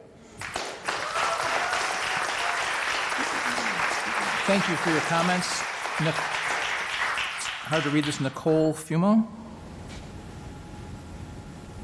14135 Sterling Drive. Nick, oh, I'm sorry. Good evening, Mr. Mayor, Board. I'm just going to go ahead and agree with everybody who's been up here and probably everybody who will come after me, but I do want to bring up a couple of quick points. As the evening started tonight, we talked about the lead and the toxins and all the poisons that are at the Andrews site. How long have those been there? Because if we were truly concerned about the safety of people, we probably would have addressed that sooner than later, and waiting for children to come up and give the you know, the plans, and now we're all gonna.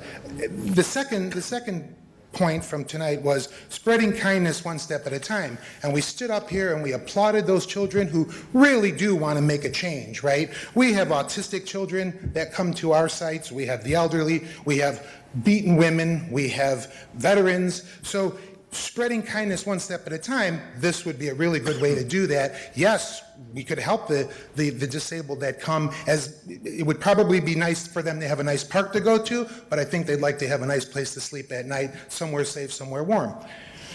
Orland has done something. I mean, they've done the 24-hour warming center. I don't know how that's being utilized, but if you can do that, I'm sure the police department is zoned for motels, right? So these people can come there for overnight. So these are the ideas. So we've got buildings, we've got all things, we've got, I don't know how many Catholic churches that I'm assuming are correct, up to code, and zoned for this type of thing. If we implore some of them to get going with this, would you accept one of the Catholic churches to bring on Beds Plus? I've been a member of Beds Plus and PADS for 19 years. I've started shelters in Palos Hills, Palos Worth, Chicago Ridge, Oak Lawn, right?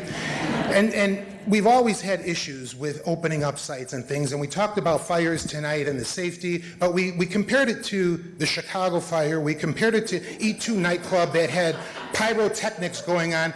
With these sites, we don't just bring people into the sites and leave them laying there with nobody to, you know, watch them. They come in, they eat, they go to bed, they leave. There's no crime. I've been in the Palos Hills community, well, I live in Orland. I've been in Orland now for 13 years. I've run the shelter in Palos Hills for the last 15 years.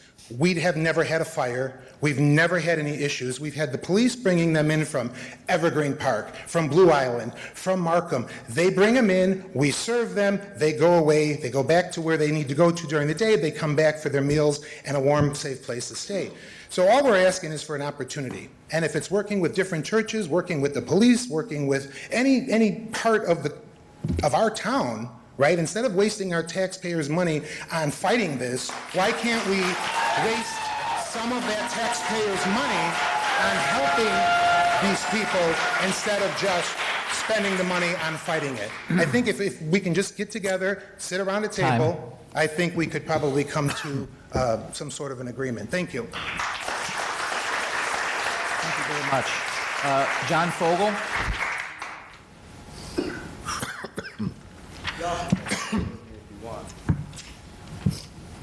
I got 3 minutes, just like the last time I was here talking about this, before October 4th. Just want to make sure. Great. I'm here tonight with a few of my friends to ask the Village of Orland Park to stop the frivolous injunctions and restraining orders that threaten the most vulnerable members of our society. The village is elected to take this action under the pretenses that our building is somehow less safe for the infants, children, teens at Sandburg, veterans, women escaping domestic violence, senior citizens that utilize our shelter than the streets. To date, this administration has provided no reasonable alternative to house these folks, so if you are indeed successful in bringing the shelter to an end, the vulnerable people will be out on our streets. I respectfully ask the trustees if this is the type of success that you want Orland to be affiliated with. Is this what you meant when you promised to serve the people of Orland Park, that you would litigate churches for sleeping in warm basements and providing food in potluck style? Already your actions have made many people here ashamed to call ourselves Orland residents, including myself, including local firefighters, local police officers, local attorneys, business owners, and others who have resided in Orland Park for more than 30 years.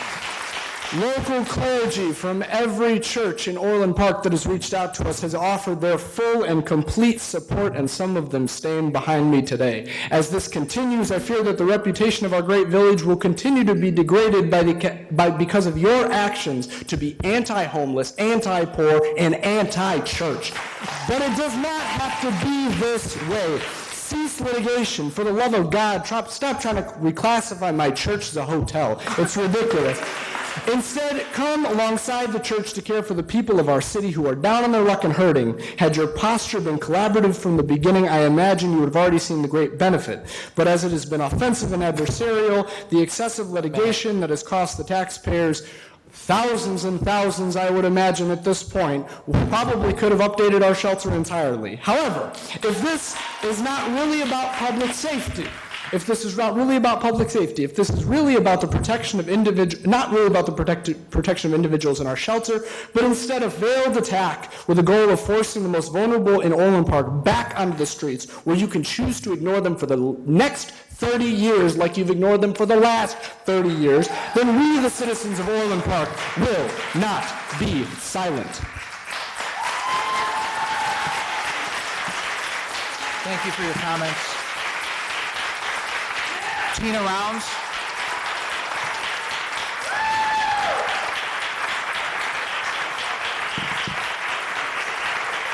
Tina Rounds.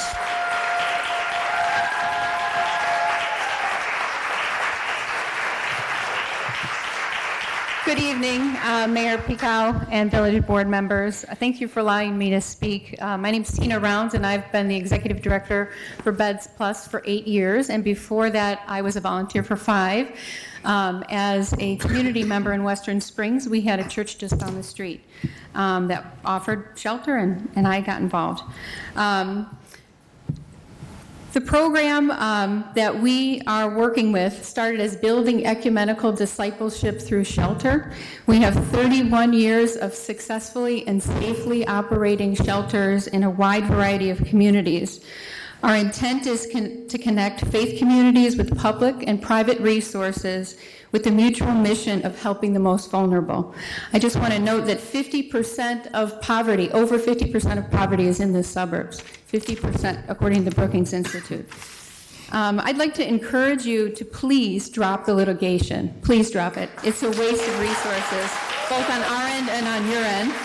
We would really like to sit down with you, Mayor. I believe we've had several attempts. Our timeline is a little different. We believe we started connecting with you in April. And, you know, we really want to make sure this is about health and safety and not about the aesthetics of a homeless person being in the community. We have a very solid track record of cooperating and compromising with a wide variety of communities.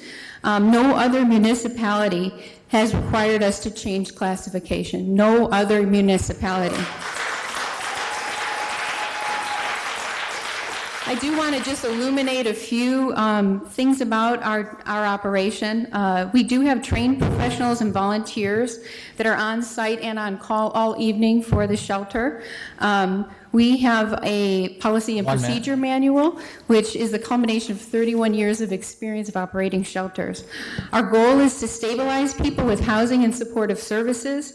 We can access $16 million of HUD resources to bring those into your community. We ourselves have 100 units of supportive housing throughout suburban Cook, and we give out about $250,000 of preventive funding that is federal, state, and county resources that can be brought into your community to stabilize people. We have taken precautions. We wanted to be respectful of your community, and so what we have done is provided transportation for people. All of our fixed client base is coming back and forth to the shelter on a bus that picks them up at our day center. They're all registered clients with us, and we pick them up an hour early so as not to interfere with any of the school comings and goings. One last note is that we do work successfully in other municipalities. Together with other similar organizations, there are 40 municipalities in Chicagoland that offer shelter, including some similar municipalities like Barrington. Arlington Heights has 4, Hinsdale has 2, Payless Hills has 3, Western Springs has 1, and Hometown, just to name a few. I think Orland Park can work with us, and we can offer a safe shelter. Thank you for your comments.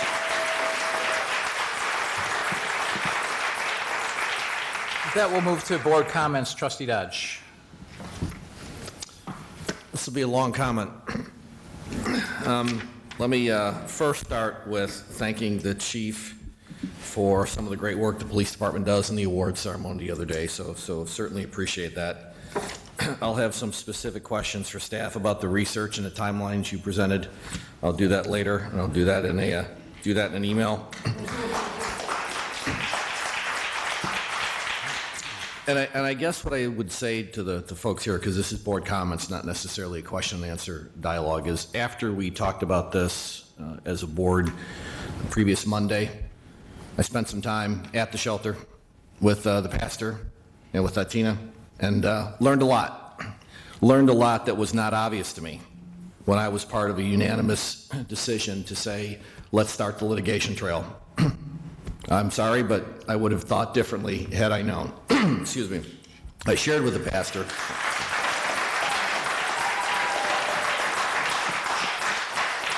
I shared with John and Tina some things from my family life where I was deeply sensitive to how fire safety really does matter. And there were issues, but it's kind of a funny thing when I went there, and I'm not a lawyer and I'm not a code inspector. What I saw was sprinklers and I saw staff. And I did not perceive a whole hell of a lot of risk to a population that needed a warm bed. In fact, I took a picture.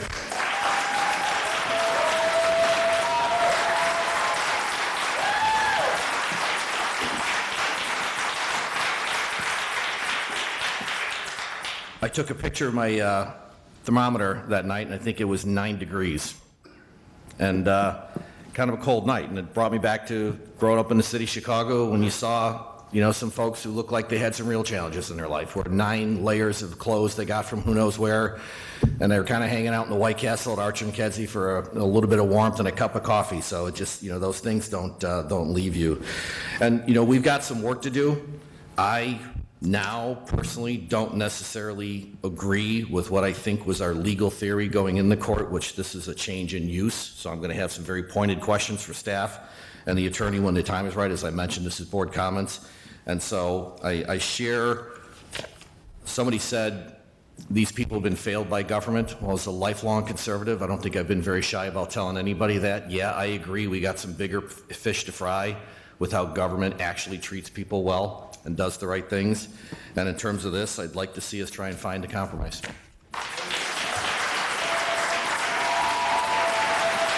Trustee Calandrello. I'll be a little more brief than Trustee Dodge. Just want to thank everyone for coming out. And I am truly sorry that it's come to this, where the Village of Orland Park had to go to court to have this injunction. I think this all can have been avoided by some simple conversation, and I'm sure it's probably fault on both sides. There's always half stories on both sides, but I truly think this is as easy as sitting down, having a cup of coffee, and figuring it out. And if the conversation started in April, that was 6 months to figure it out. So I want to thank everyone for coming, and I'm just frustrated we're here. I tried to get the board to back off the temporary order of protection this morning, and I lost that consensus. So I think we'll just have some conversation to have. So hopefully that everyone can sit down and talk and figure out a solution. And with that, I wish everyone a happy Thanksgiving. Trustee Healy. I have some very personal experiences with the homeless. I've donated to homeless shelters and talked about innumerable issues that they face over the last 25 years on the south side of Chicago. But I gotta say that nobody has cornered the market on being good or Christian. We have just as much empathy for that as you do, but we've decided to follow the law. We swore that we would stand up and uphold the laws as we see them. And I think we swore to God that we would do that, and so we have a certain obligation to follow through with the law and to keep people safe. For laughter, derision, and demeaning behavior to us, I don't think that's what you call Christian or anything. I think that it takes some open-mindedness on both parts and some general good behavior and just common sense talk, and we'll be on the same page. But don't think the worst of us. I always look at people, I try and find the best of them. And I don't know, the grandstanding and unwarranted behavior that I see is just not good. I'm sorry. Everyone else was given the respect to speak. He deserves the respect as well. Thank you. And I'm not going to apologize for being honest. I'm sorry. So that's my comment. Trustee Katsinas. I just wanted to thank everyone for being here. You can see the passion in how you feel, and I appreciate that. That's human compassion. We need to be a nicer world, but we have to work together. We will work together. But I think it's important to understand all of us have a role. We really do. You do, Pastor John, our police chief. And I don't like the negativity between everyone. That has to end. To point fingers, I'm really defensive of our chief, and I don't like, it doesn't bother you, but it bothered me, So we want to work together. You guys are passionate, good people, and this board is good people. We really are. But we have to look out for safety. We have to look out for a lot of different things, but we're not mean. And homeless, too, is very close to me, closer than you'd realize. So I applaud you for being here. Thank you for your comments. And we will, like Trustee Dodge and Healy, we're gonna look at this. We can't promise anything, but we have another perspective from you sharing your stories. So thank you very much. One thing I do want to say, we had a wonderful Village of Orland Park had their police department awards ceremony. And we have amazing women and men on the street protecting us all. So how about a round of applause for our men and women of the Orland Park Police Department, and for our Officer of the Year, Mr. Casey Wall, an extraordinary young officer. How about a round of applause for him? Thank you. Trustee Milani. Thank you. I guess everybody took care of the police award ceremony, so I have to go there. But it was a great time, and I really appreciated being there to be a part of that for the first time, and I can't wait to be part of that more. So thank you for having me the other night. I thought Sean Campus, kind of summarized everything quite well. I was going to say, hey, thank you, and everyone have a happy and safe Thanksgiving and just be quiet. That's not going to happen tonight, unfortunately. I have a few things to say about the robocalls as well. I'm tired of beating this dead horse. I'm tired of hearing them. However, someone has decided to make this personal. You can attack me all you want.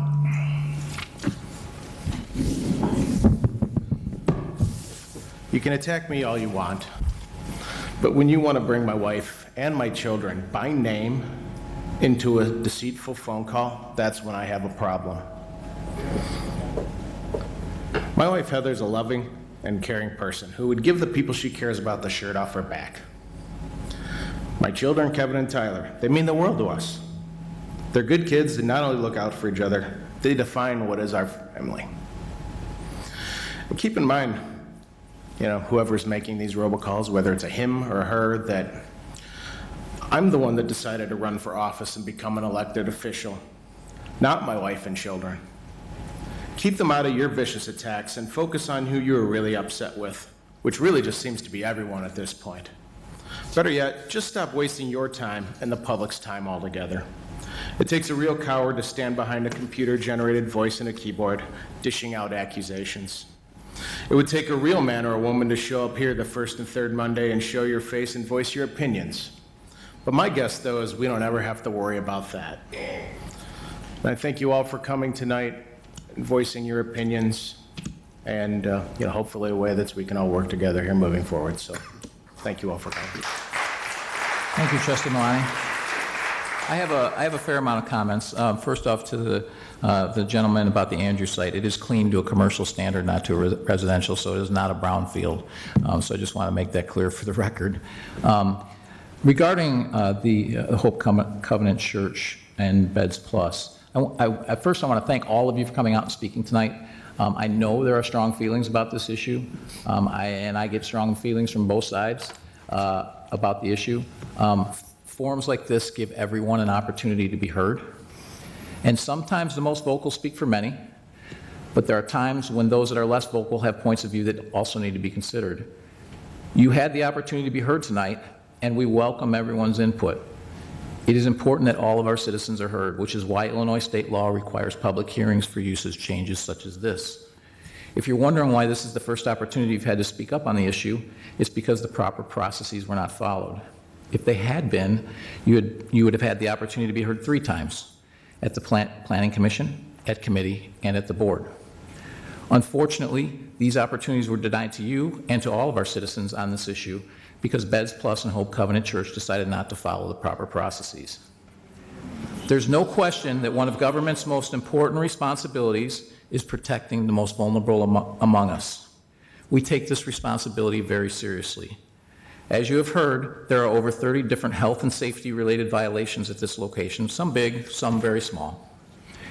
We cannot allow the lives of anyone to be put at risk. To date, Beds Plus and Hope Covenant Church have refused to address several of these issues, and in fact, they believe the village does not have the right to enforce them. Recently, we have heard a lot about how Beds Plus and Hope Covenant Church wanted to work with the village. However, the actions of Beds Plus and Pastor Fogel do not engender a spirit of working together. In fact, when we reached out to them to discuss the issue and followed up with an email to the pastor, their first response was from their attorney. Shortly thereafter, the pastor posted a piece on social media stating that the village had never called him and implied that the Orland Park Police Department had dropped people off and approved the shelter. None of this is true. Several of the comments tonight, as well as emails received in the last 2 weeks, suggest that the law does not apply to Hope Covenant Church, or that we should not apply our laws. We should instead bend our laws or disregard our processes. As your mayor, I will not ignore the law. I take my oath of office seriously and the village's laws seriously. Ordinances and zoning process must be followed by everyone and must be enforced equally and fairly.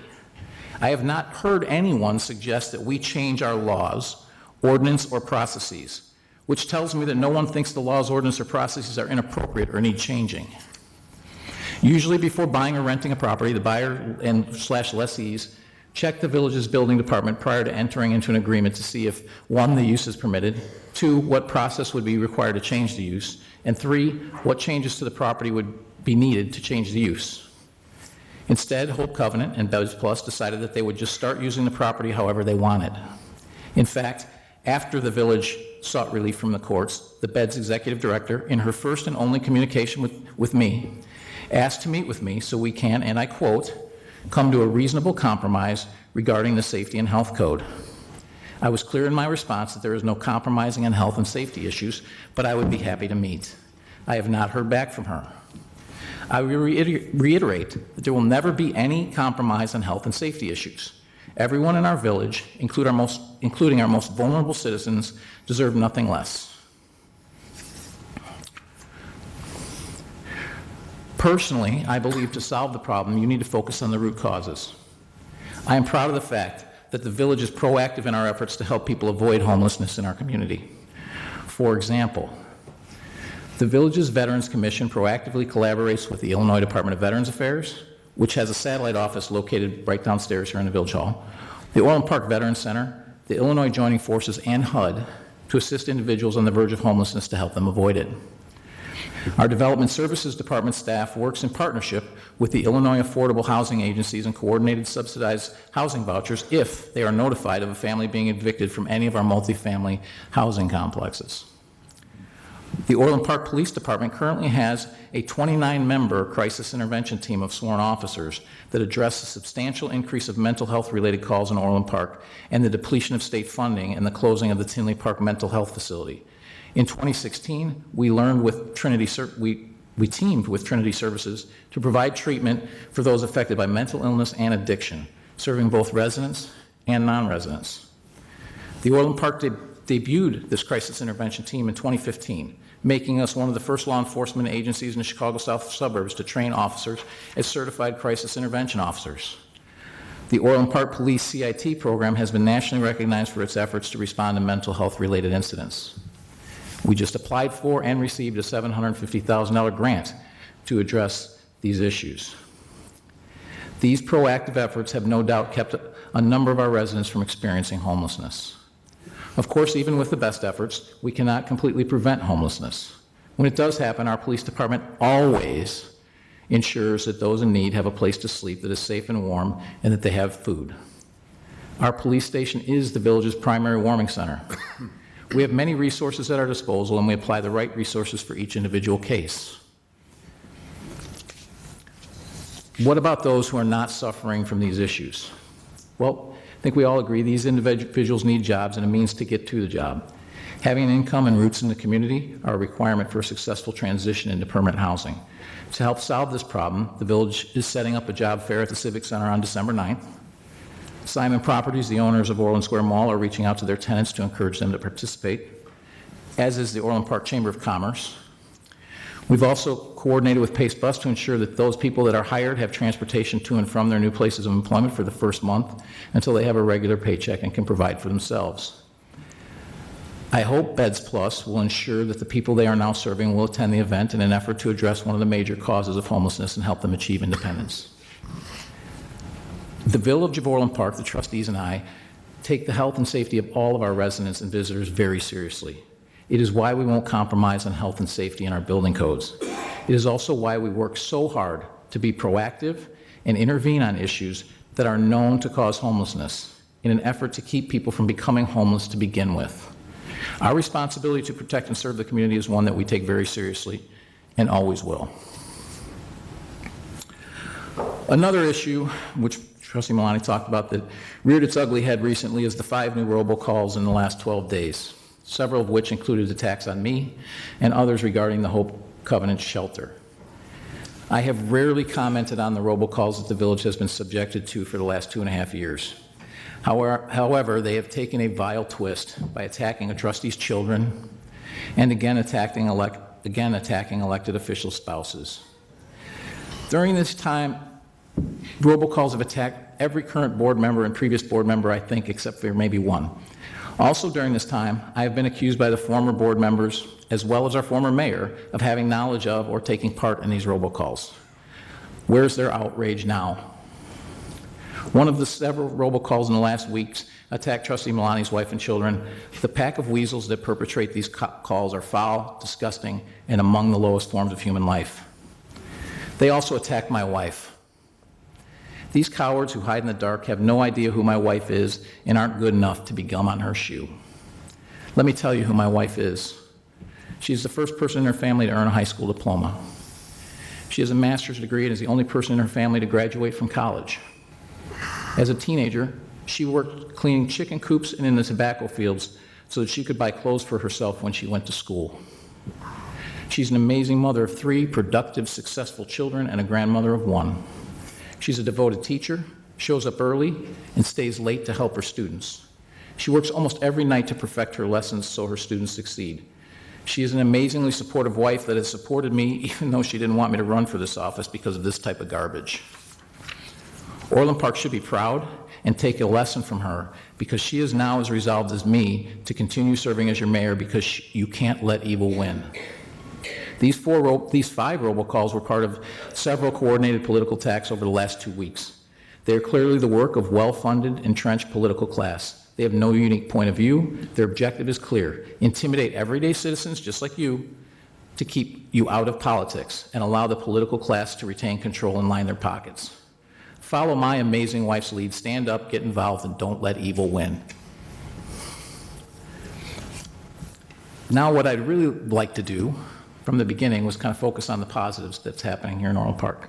A reminder, we are number 1 in the entire country for owner-occupied homes. The FBI has confirmed its statistics that we have the lowest violent crime rate in the state for towns with more than 50,000 people. Also, we had the lowest number of violent crimes and all index crimes in 25 years last year. All 4 lanes, as you heard, of 159th Street are set to open on November 22nd, prior to the holiday season. Our remaining roads in the local program, 11 total areas, will be completed this month. The Crystal Tree Water Main project will be done shortly. I want to thank all of you from Crystal Tree for the inconvenience of having to run water and having lines freeze due to the abnormal cold that you had. Work has begun on the Orland Ridge project on LaGrange and 171st. Von Maurer's opening set new records for sales within their store following an opening. We have several upcoming events as well. We have the tree lighting on Sunday following Thanksgiving, turkey shoot this weekend for free throw contest, and a turkey trot the morning of Thanksgiving. Also, I'd like to thank again the St. Michael's robotics teams. It doesn't get any better than that. What they presented at a elementary school level is phenomenal, and they actually tackled 2 actual issues that we've been dealing with in the village, so I thought that was outstanding. With that, I will entertain a motion to go into executive session.